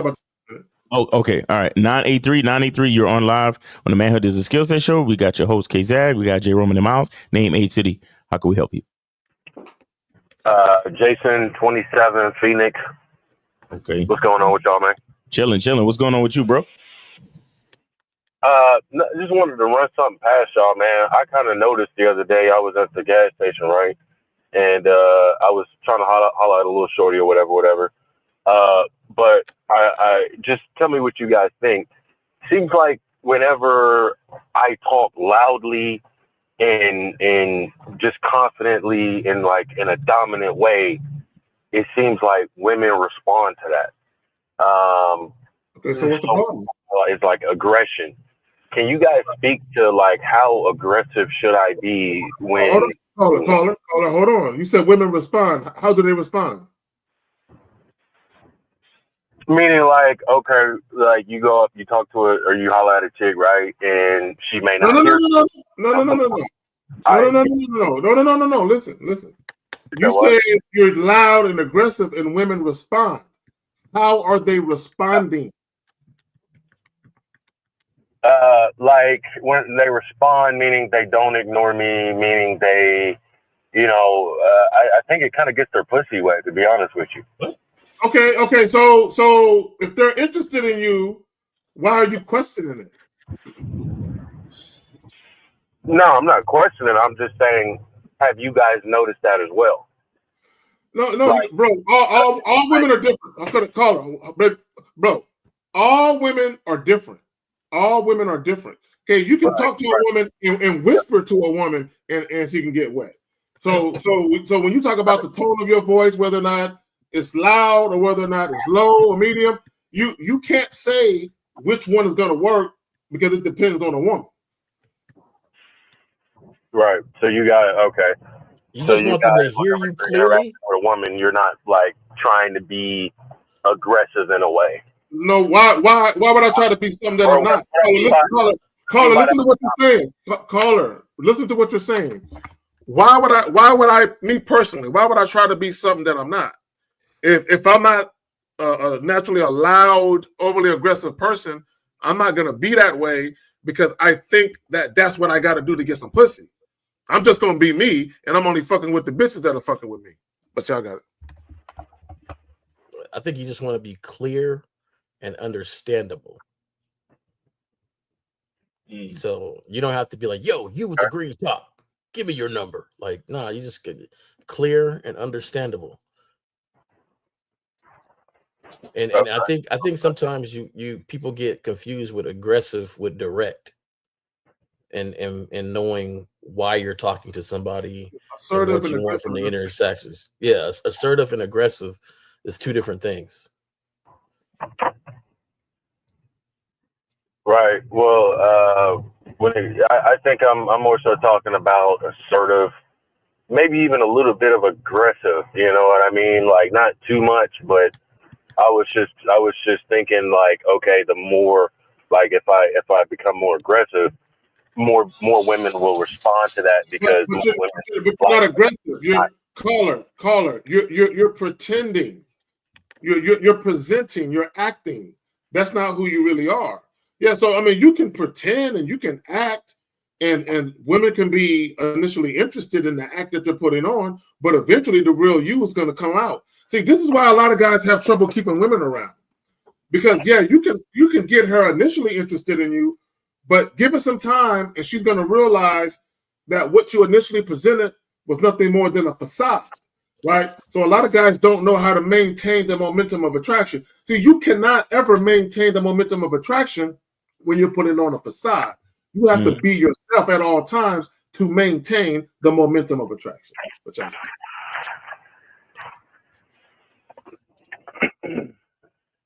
Yeah. If they're responding to you the way you want to right now, why would you change it to do something different? Yeah, that's what I don't understand. You said what? If they are responding to you naturally the way you are right now, why are you asking, should I change it or be any different? Well, reason being is because I was trying to holler at this shorty at the gas station, and she kind of was like, it was basically she acted like she couldn't hear me. But I'm thinking she could hear me. She just wanted me to talk louder, is what I'm thinking. So did you talk louder? I was like, well, shit, if I start talking loud as shit, I read that somewhere that, like, if you talk louder, like, it's basically a display of, like, dominance. And like I said, I think it would increase your numbers, your percentages with bitches.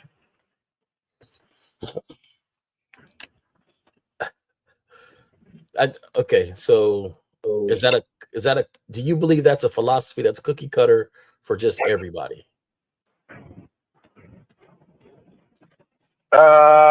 Do I think it works for everybody? You mean like every woman? No, just every man. If the blueprint was every man needs to talk aggressive, yo, what's up, girl? How you doing? Come here. I like your style. What's up with me and you? Is that what you believe that everybody should talk like? Is that the advice that you are listening to? No, not in every situation, not for everybody. No. Okay, so now let's just follow me real quick. Just follow me. Now we chopped down some of that, right? That was 100%. Now we knocked it down. Now we got 80%. And then you say different scenarios, right? So she was outside. You don't know if the girl can hear or not can hear. You don't know if there was a truck going by. She missed some of the stuff you said. You were on your side of the pump. She was on her side of the pump. So now we got to knock down a little bit more of that. And so basically what I'm getting at is it was in the store. It was in the store. Correct. And you felt like she ignored you. So if you felt like she ignored you, your next thought was to be more aggressive to make sure she heard you. No, I wouldn't say she didn't ignore me. It's just she had like we were talking, and then she was like, huh? Like, what did I say? And I think maybe I wasn't talking as loud because, you know, she was at work and shit. I didn't want to, you know what I mean? Like let everybody know our conversation. But it just dawned on me like, well, damn, maybe I should try like legitimately talking loudish, you know what I'm saying? Loudest-ish and just seeing what the response will be. I think you said something, and I want you to marry these two ideas. You said that it all depends on the occasion, right? So the occasion is the environment, the atmosphere, knowing what's around you and where she's at. She's at work. Was she behind a glass? No. She was right there. She was right there. Now, were you trying to be cool and sly about your conversation to talk to her and get at her, but not letting the person behind you hear it? Correct. Okay. You might have been talking too low, but I don't think that needs to change your whole thing on aggression. It means that you were trying to be low so the person behind you wouldn't hear it, and it was too low for her. Right. Let me add this, J. Roman. Let me add this. I want guys to understand. Being an assertive or a dominant man doesn't mean you're loud. Okay, there's a certain such thing as quiet dominance, right? You don't have to be loud. You know what I'm saying? So the problem is a lot of you guys, you listen to certain things that we say about being dominant and assertive, and you misinterpret that with almost like you're throwing your weight around when you're in front of a woman's face. You're loud and almost beating your chest like a fucking gorilla. Like, bitch, I'm here. I'm a man. Hear me roar. You know, you got that. You don't have to be all like that. You know what I'm saying? It's not. You don't have to do that. Now, my thing is, if you're naturally just a loud, imposing guy, and women are turned on by that, then cool. That's what's up. But that's your natural demeanor, though. Okay, what we do not want is you guys out here, you know, putting on an act and performing for the woman. You know, I'm gonna act a certain way because I heard women get turned on by that, and it don't work like that. Okay, but let me ask you this: so you don't think that? Okay, and I already know what you guys are kind of going to think about this, right? But to some degree, like anytime I've ever lied to a woman, it's always worked out in the end. Like anytime I've ever lied to a woman and she found out I lied to her, you know, in my experience, she always goes, "Well, damn, I know why you lied to me." You know what I'm saying? And Where are those women now? Where are those women now? Where are those women now? Where are they? Yeah, all the women that you lied to. Process of meeting bitches, they get eliminated. Process of meeting women, they do get eliminated. But that's not to say that I wasn't with them for. So working. You lying doesn't work out like you think it does. Let me ask you this. I don't care if it worked out 100% of the time. What type of character do you want to instill for yourself? What type of standards do you have for yourself? The thing is, okay, hold on a second, sir. Hold on a second. He interrupted me. I didn't finish. He interrupted. No. What I want to say is, you asked me what we thought of this. You assumed that you already knew what we were going to say. I'm letting you know about it, but go ahead. I'm letting you know it can work out. Yeah, you lied to somebody, you misled them, and it worked out. That's great for you. However, the man and the character of yourself, how does that work out for you? Like, if I'm not going to follow a woman, I'm not like, I never forget in football, we had a coach used to always say, never mistake results for execution. You got the results you wanted, but you had to lie to get it. If you're cool with that as a man, a person that's supposed to be a leader in this world, that you got to lie to get things, then that's okay with you. But the men that I consider men and the guys I see value and standards in, they don't have to lie to get things. Yeah. And you understand what I'm saying? That's a noble point. That's a very noble and honorable and forthright place to be mentally and emotionally as a man, right? But what I'm trying to get at here is when you're dealing with women lie to themselves. Bro, stop it. Bro, let me finish, bro. Women lie to themselves. People lie to themselves, right? So maybe okay, to your point, what if what a woman wants isn't even realistic? What if, okay, a woman wants this and this? She'll probably never find that. Who cares? Right? And then here I come, and then I kind of show her a side of myself, a way that I can be, right? I may not be like that all the time. Then it's not who you are. Then you're faking. You're pretending to be something that a woman would want. You're a chameleon. You're a shapeshifter. You say, "Huh? I think this. You're a liar. You're a liar. You're a deceiver. You're a manipulator. That's what you are." How? If it's a part of it's not a part. No, bro. I hear you. I really hear you, bro. Nah, bro. It's not a part I get you, because I get you. The thing is this, though. The thing is this. See,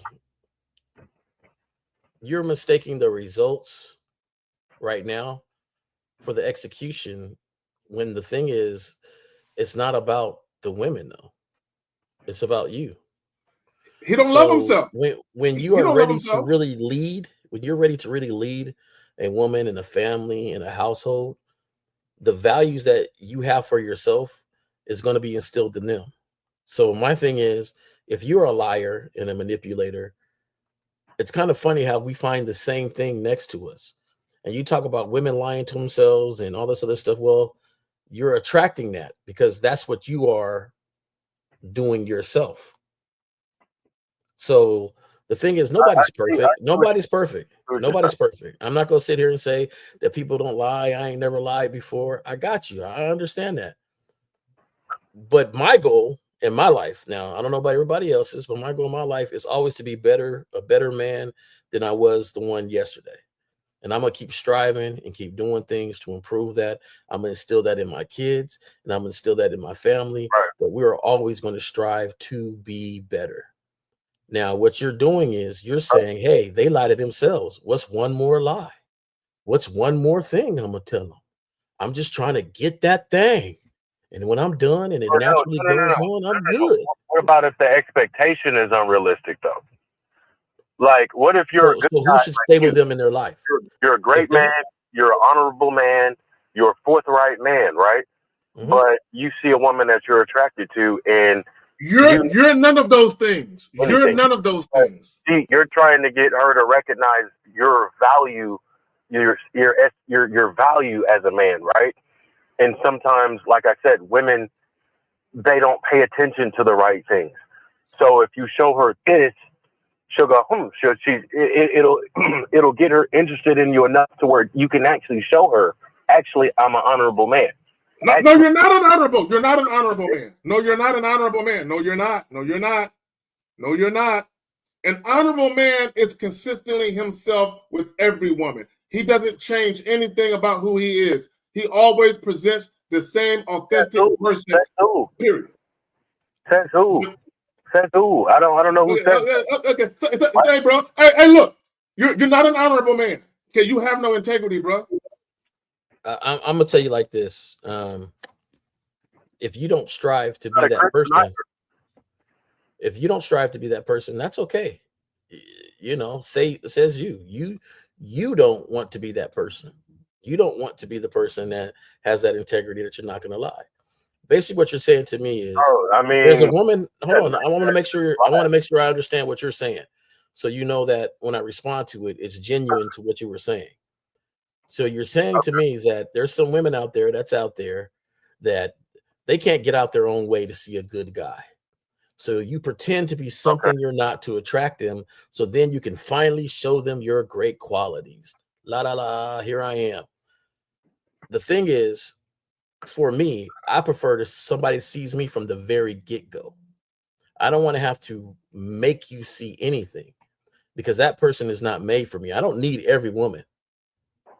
I like the way Razcast put it. I just try to find people to understand my story. So if I have to change myself for you to really see me, then you don't deserve to see me at all. Right. And like I said, that's very honorable. That's very forthright. That's very righteous. That's I mean, if you were at an elementary school, that's something that you would tell children, right? But I feel like a lot of times, you know, it's a law of power. In the 48 laws of power, there's a law that says play to people's fantasies. So sometimes, bro. First of all, bro, hey, don't call in here and try to convince us of your bullshit, fam. Hey, bro, no calling, no. You got the wrong show for that. Don't call and try to convince us of your bullshit.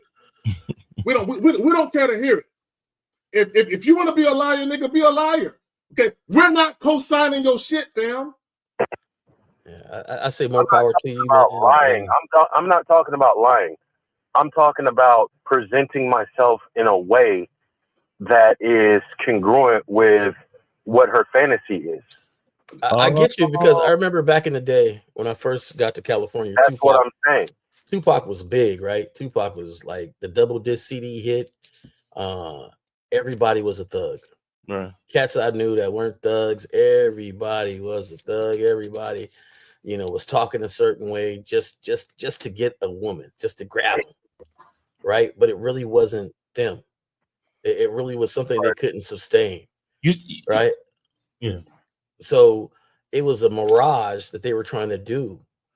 But just think about how sad their attitude is that I have to put a mirage to attract a woman to see me. Called At that point, she doesn't deserve to see me. to me, it's called the game for a reason. So caller, you To me, said it's called the game for a reason. you said that you want to be you want to present something that is congruent with her perception. Is that what you said?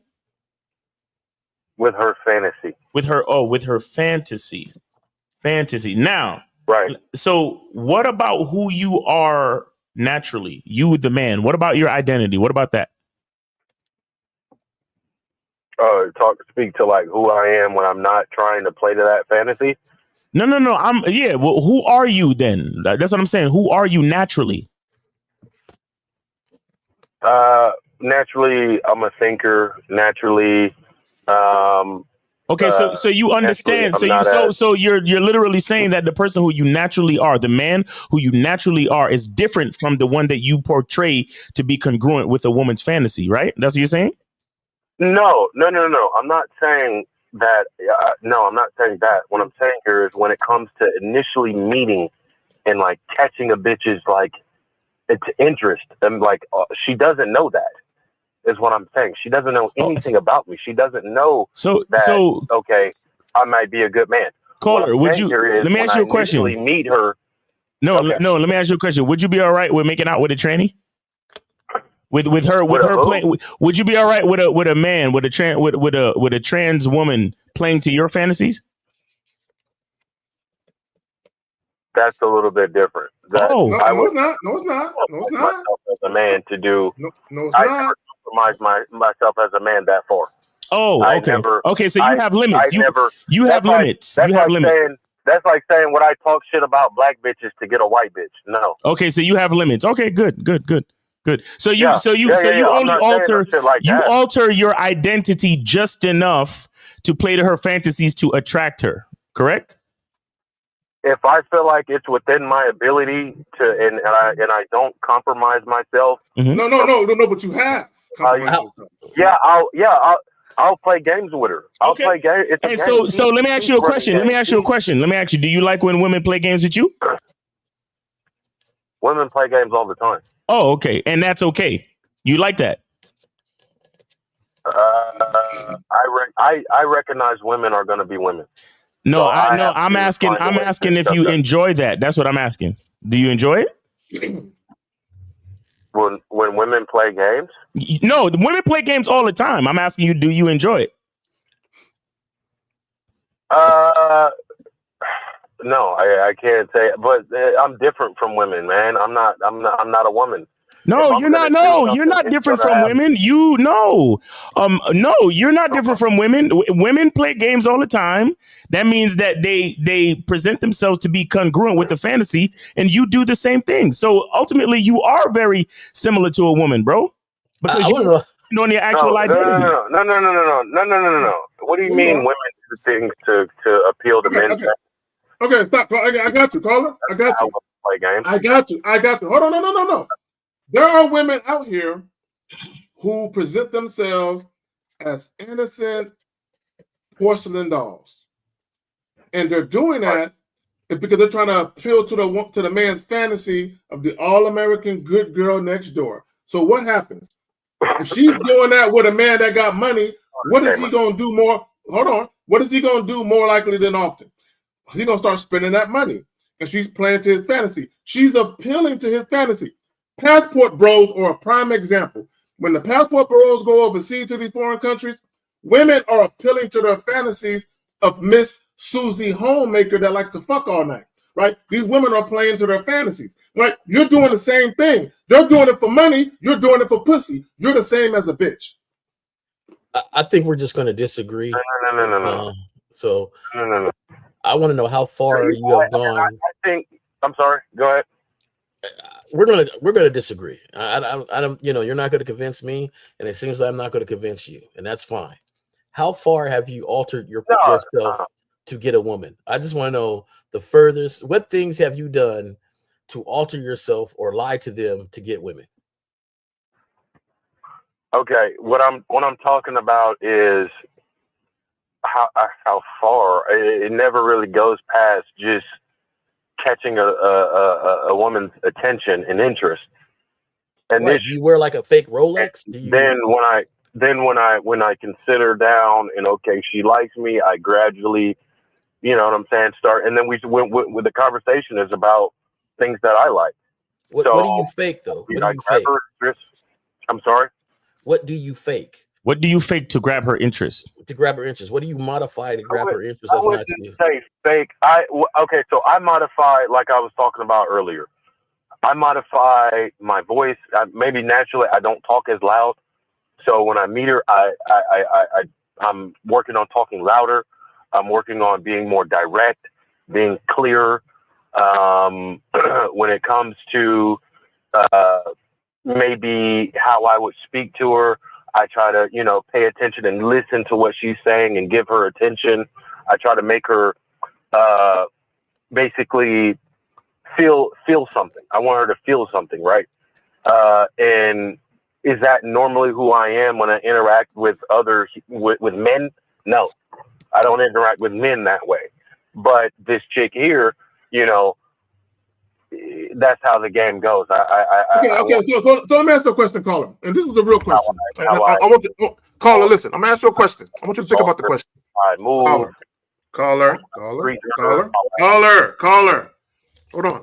Okay. First of all, real quick, shout out to MX South Africa with the 99.99.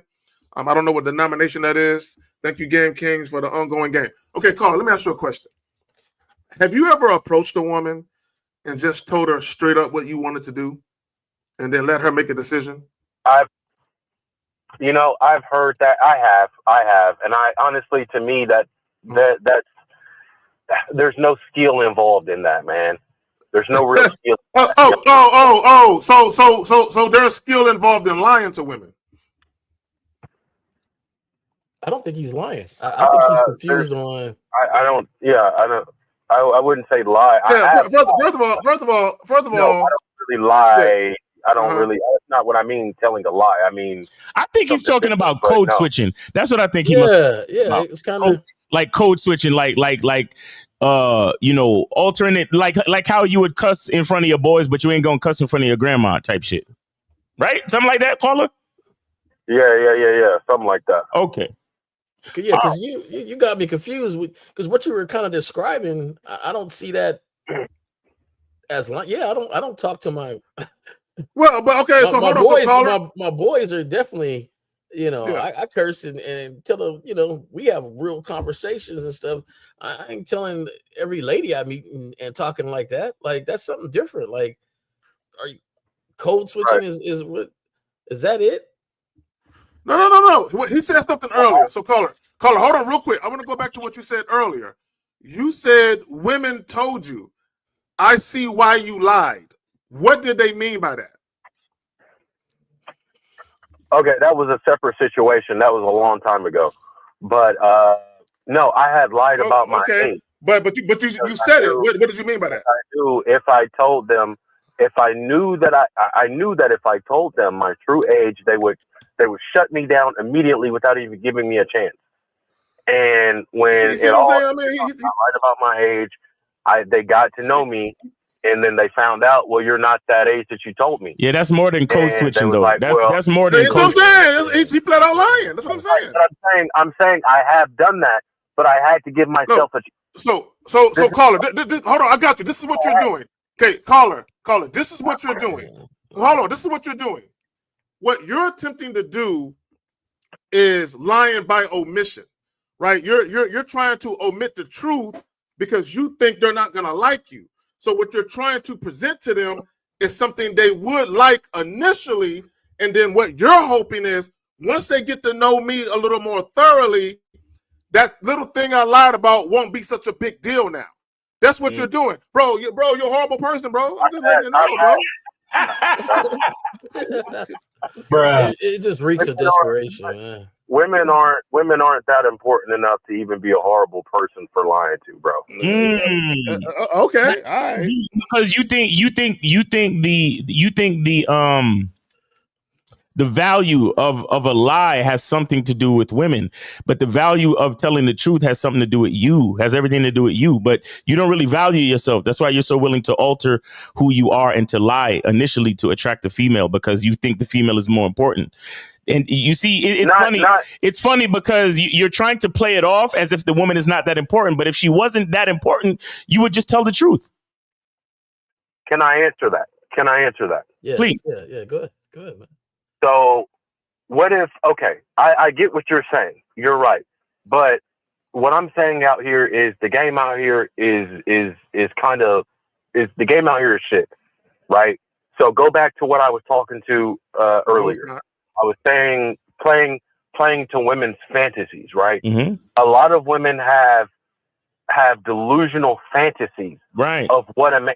A lot of women have Prince Charming, and this so romantic ideals, of what a man is, and what I'm trying to say here is she's not gonna find that in anybody, damn near. So what they got to do with you? What if but what I'm saying here is, just like with my I wouldn't say just like with my age, but I'm just saying, if I play to that fantasy, if I give her what she wants. Why? Right? Why do you care? Hold on. Why do you care so much about giving us? Hold on, caller. I got to get the answer to this. Why do you care so much about giving this random, strange female what she wants? Why do you care? Because I want something. Oh. So you're saying I want her pussy? That's law number one. Hold on. I got your ass now. No, I got you now. I want something. You said, hold on, caller. No, caller. You said, I want some pussy. I think if I tell her the truth, I might not get it. So let me lie to her and give her the misleading impression she can get what she wants, so I can get what I want. Correct. I wouldn't say lie, but I would play to her fantasies. Yeah. Okay. You know why conversations like this, these women want. Conversations like this won't really go anywhere, because we're talking to a liar. So, caller, we appreciate the call. Take it easy, bro. Yeah. You're lying to yourself. Yeah, because no matter what we do, he'll just find a way to finagle and be dishonest about his point to move the goalpost. But I will say there's a lot of guys that feel like that. I know a guy that's like, yo, they're not worth this, they're not worth that. Yeah. Then why are you jumping through so many hoops to get what you feel like is not worth this or that? Exactly. I don't understand it. At the same time, you keep progressing yourself to be this liar to the point now you even lie to yourself. Like, really, I think it goes back. I think one of you guys said it a couple shows back or something, like, where these guys feel like they deserve everyone they go after. Yeah, they think they deserve everyone. Yeah, they do. Yeah. Right? I like you, so I need to lie to you, do everything I gotta do to go there. Oh, okay, got a caller. Yeah. So 513, you're on live with the Manhood is a Skill Set show. We got your host K-Zag, we got J Roman. Name, age, city. How can we help you? What's up, Miles? What's up, J Roman? Chris, age 41. Chris, what's going on, bro? What's up with you? A lot, man. I learned a really valuable lesson down here in Atlanta this week. Well, I've been down here for a week. But anyways, I met this girl off a line. We met at the place that I designated to meet. Now, I pay for the drinks, right? I pay for the first round of drinks, right? As I was talking to her, I noticed that she was ordering drinks. So I was assuming that it was on her tab, right? Then she went to go order food. So when the food came, she said to me, are you going to pay for it? I'm like, no, you ordered the food. So she paid for the food. But the bill came back to me, like, for the drinks, like 3 drinks, I got charged like $77. Right. Okay. Real quick before you continue, let me say this. Okay, guys.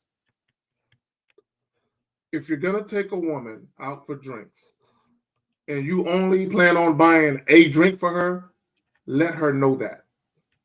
Let her know that that's what you're going to do, right? Let her know, whether before or as soon as you get there, let her know, hey, look, we can grab a round of drinks. We can chop it up.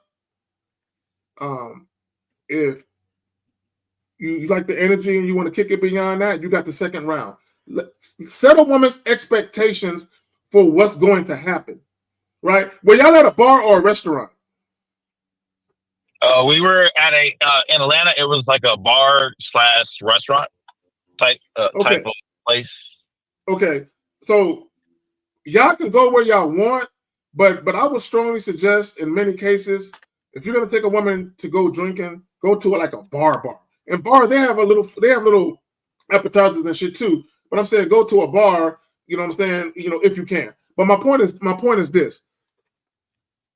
Once she started ordering drinks, that's where you should have said, hey, FYI, that's on you.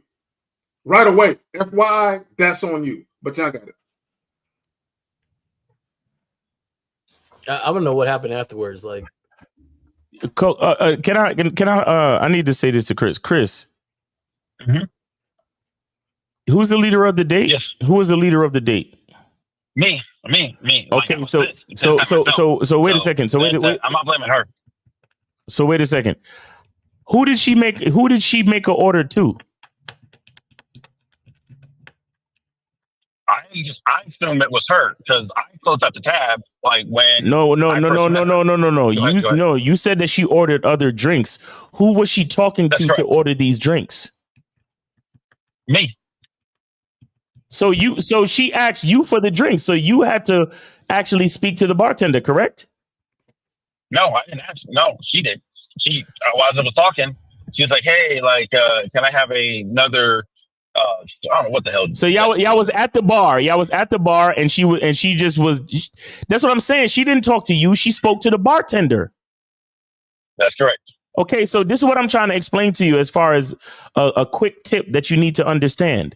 She has to talk to you, and you talk to the bartender. The female never speaks directly to the waiter or the bartender. Do you understand that? Gotcha. Yeah, gotcha. So Chrislyn, this is the bottom line. Y'all have to tighten up, you know what I'm saying, as far as how you're moving. You know what I'm saying? You have to pay attention to detail, right? Because when you're not paying attention to detail, that's when you get women who are pressing the boundaries. You know what I'm saying? And that's all she did is she's pressing the boundaries. So did you end up paying for the drink or did she pay for them? You paid for that shit. No, I paid for the drink and she paid for her food because I made it known. Because once again, I wasn't trying to get into a argument with her at all. I said, no, you need to pay for your food, but she did, and she was actually like pissed at me. No. See, but hold on. But see, so let me ask you a question. So she ordered 2 drinks or she ordered 3 drinks? 3. That's what it said on my bill. 3. Wait. No. I'm talking about how many did she drink? 3. I only drank 1. Okay, so there was 4 drinks. That's correct. The first round. Hold on, real quick. Hold on, stop. So I got to stop you. This is important. I got to stop you. I need you to listen to what I'm saying. Those 3 drinks that she ordered, how much time elapsed? How much time went by in her consuming those 3 drinks? So I would say we were there for about an hour and a half. Okay, let me stop you right there. I'm gonna tell y'all right now. Y'all need to listen. It's a red flag when a bitch throw down 3 drinks in an hour. Okay, I'm telling you right now. 3 drinks in an hour. First of all, when she ordered the second drink, the moment she ordered the second, or the moment she fixed her mouth to even mumble a word to the motherfucking person that was taking the order for the drink, you should have stopped her and be like, hey, give us a second. Can you come back? And then say, hey, just understand, anything you order from this point forward, it's on your tab. I got the first round, but I'm done there. Right? A lot of you guys, y'all are afraid to tell women shit like that. And the reason why you are afraid to tell women shit like that is because there is still hope that you can still hit it. And you feel like if I really tell the chick how I really feel, it might fuck up my chance to fuck. So what I'm gonna do is I'm gonna passively aggressively let her know I'm not pleased, but I'm not really gonna check her, right? I'm not really gonna check her too much because I don't want her to leave and I don't get no pussy. See, if it was me, I'm checking the bitch right now. And I don't care about her pussy. Because if I'm checking her, once I check her and she don't want to fuck me after that, that means I wasn't meant to be in that pussy anyway. I wasn't meant to be there. I wasn't meant to have her, right? And what I mean by that is I'm strictly dealing with women on my terms. Meaning if a woman does something I don't like and I check her behavior and she get an attitude and don't want to fuck with me, that's the bitch I need to get rid of anyway. But y'all got I don't know, man. I don't know how you guys be having so much hard times on these dates and stuff. Look, if I say let's go out to drinks and I'm inviting you out to drink and I say I'm gonna get us some drinks, if I'm there an hour and a half, 2 hours, 3 hours, where you're there drinking, I don't know what you expect from her as far as drinking. Now I'm with Miles. Like you start slamming too many back. I'm worried about if you're alcohol or something. Like, that's what I'm saying. That's what I'm saying. If I didn't want to pay for more rounds of drinks, I wouldn't have been there that long. Right, 2 drink maximum. More rounds of drinks, and then if not, then start saying, "Hey, let's go get some drinks. I'll pay for the first round." Just put that in the repertoire so she already knows. Like, look, exactly. he only got one round. I don't think there's something wrong with saying that. If you only want to buy one round, to say, hey, I got the first round of drinks. Everybody know what that means. That means if there's a second round, I ain't paying for it. So, and it's also saying if you want to sit here and continue to drink, you're gonna buy my drink too, because I said exactly. I got the first round. So, that's my thing. Her and the food should have been checked from the very jump. Like, hey, I'm not eating. If you want to grab that for yourself, go ahead and grab that for yourself. I looked at the bartender. That's on her tab. I don't even need to have a conversation with her. Hey, that's on her tab. Like, let me tell you something. Has to be there. Like, when you invite a woman out for drinks and she decides to get food, that's a red flag. They could end right there, bro. Yep. The date can end right there. Right there. Chris, an hour and a half, brother? Really? Mm-hmm. Did she even say thank you for the drinks? So let me, Chris, you know I appreciate you, but do you just do this shit just to come on the show and call us and tell us what happened so you can help other niggas learn? Is that why you're doing this? That's what it seems like. Yeah. Oh, okay, cool. Yeah. All right. That's cool. All right, cool. Well, thank you for purposely making the mistakes so other guys can learn, because this is definitely not what you do, and you know better than this, Chris. Yeah. Chris, go ahead. Real quick. Let me just shout out to Lucario and Steve Dedeen. Both of them tuned in, so I appreciate those brothers stopping through. Let me say this real quick, and I want guys to understand that the moment the woman does something you don't like, in your man mind, you should already know if the act is egregious enough to end the date now, or if she did something and she don't really understand the ramifications of her actions, and you could just scold her a little bit, just a taste, where you can kind of check her a little bit and let her know about herself, right? But there are certain things that women do where it's automatically over. Like, I don't even want to talk to you about it, right? There's no need to have a discussion. Okay, I'm done fucking with you. So I think Miles said it, or Miles or Jay. The moment she started ordering food and I checked it and she got an attitude, I would have paid for the drinks, the initial drinks that I bought, and I would have been like, you have a good night. I wouldn't have said nothing to her. I just would have said, have a good night. But I wouldn't have said anything else to her but that. I would have been up out of there. That's a long time too you spend an hour and a half with her just to argue with her at the end. Hour and a half, my nigga. Like, that's like, what was your plans? Like, how much time did you allot for this conversation that you were going to have over drinks? Like, did you say, hey, let's meet about 30 minutes and then we get out of there? Because after an hour and a half, of course she's ordering food. Yeah, exactly. Like, you set yourself up for something that you didn't want to see. You sat there for an hour and a half. She had one drink. You think the drink was going to last for a whole hour and a half? She's sitting right next to a bar. Mm-hmm. Like, we got to start kind of thinking a little bit. Like, I understand we got these rules, but these rules should be in place for a reason, not just to have them. Yeah, right. Yeah. So my thing is like, hey, I don't want to sit here for an hour and a half and I know I'm only getting you a drink. So exactly. I'm going to sit here and conversate. It's going to be the best conversation you have for these next 20 minutes, and I'm out. Like, where is that thought? Because anything past that, you don't want to conversate that long. You don't want her buying any more drinks, and you don't want her eating. So what did you do to help yourself out to maintain that? So let me say this, just in case people don't understand what Jay Roman is saying. If you know you're going to order a round, a drink for her and a drink for you, and you don't plan on ordering a second round, however long it takes you to finish that drink, you need to get at her.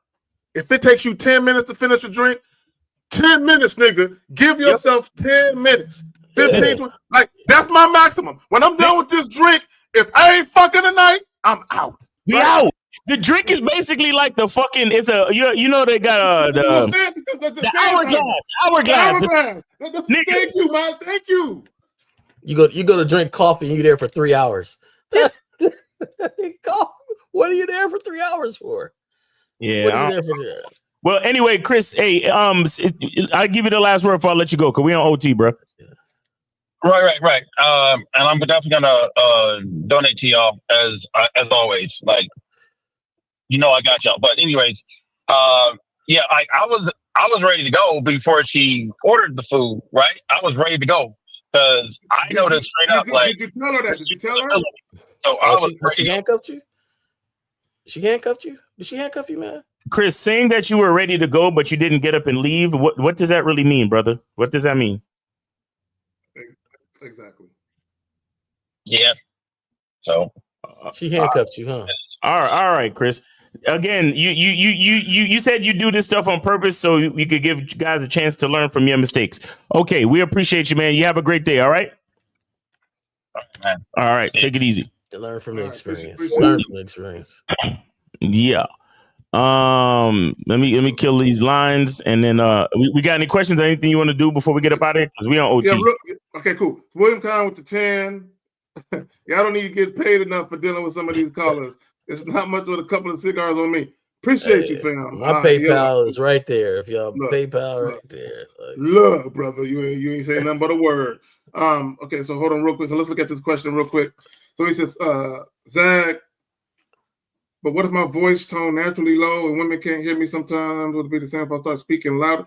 Come on, guys, come on. We're adults. We're grown-ups. Like if you know you speak low, then you need to be conscious of the fact that you speak low and speak louder. Like it's come on now. Like stop it. Like y'all killing me. All right. So the stylist says, I told my girl I'm going on the road with her and she blocked my number. But I told her if ever do that again, what's your perspective? I told my girl going on the road, bro. What the fuck? But you Ebonics niggas, bro. I'm trying to read your shit and edit it at the same time. But first of all, let me tell y'all something. If I'm dealing with a woman and she starts to do petty shit, I'm not fucking with her no more. If she does petty shit like block my number, if she does petty shit, like if I'm talking to a chick and she hang up on me, nigga, it's over. Like I ain't fucking with her no more. Don't ever hang up on me. You know what I'm saying? Specifically, if we just started dealing with each other and she gets a stank attitude about something and I'm in the middle of talking and she just hang up, I'm not calling her back. Like that's the last time we spoke was the last time we spoke. Like y'all be letting these women, y'all be letting women do petty shit and y'all keep fucking with them, man. Fuck that. I ain't giving them no chance. Call me bruh. Hey, bruh. What? Nah. Oh, okay. Well, hold on real quick. Okay, you said okay. So you cleaned it up. So you went on the road without your girl and she blocked your number. So basically, you saying, "Hey man, I'm about to take a trip," and she got mad and she blocked your number so you couldn't call her. Man, I ain't fucking with it, dog. Like on the road without my. That's not your girl. Man, she don't own your soul. Yeah, she don't own your soul, fucking, man. Yo, man, look, let me tell y'all something. Okay, and I'm so sincere when I say this. You cannot let women come into your life and be disruptive. Facts. She's just, look, guys, when you run into this type of shit, she's fucking up the synergy. She's fucking it up. Like, if you think about something that runs smoothly, it goes with the grain. Y'all got bitches going against the grain in y'all life. No, the moment a woman is no longer going with the grain and she goes against it, I got to get rid of her. I got to purge her ASAP. ASAP. Yep.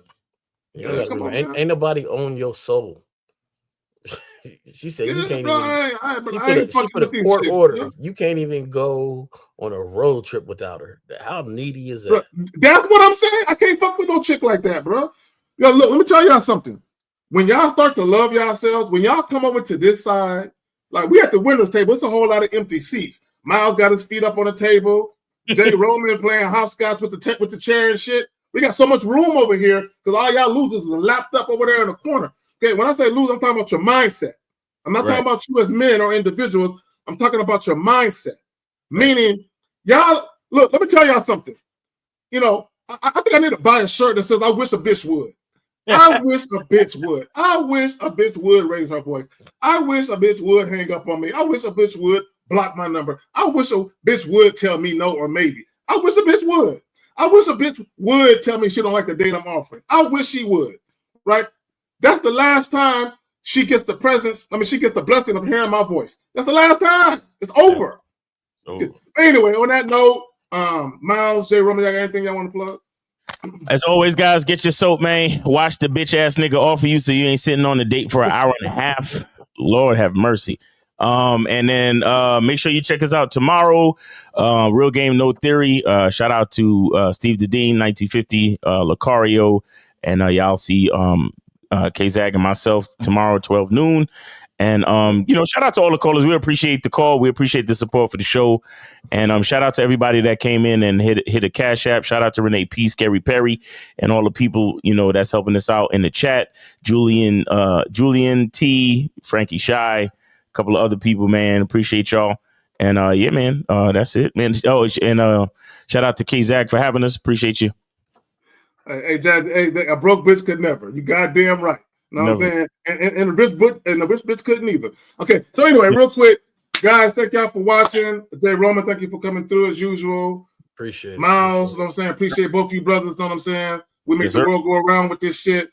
Until tomorrow, 11 Central, 12 Eastern, Real Game No Theory. Peace. Peace.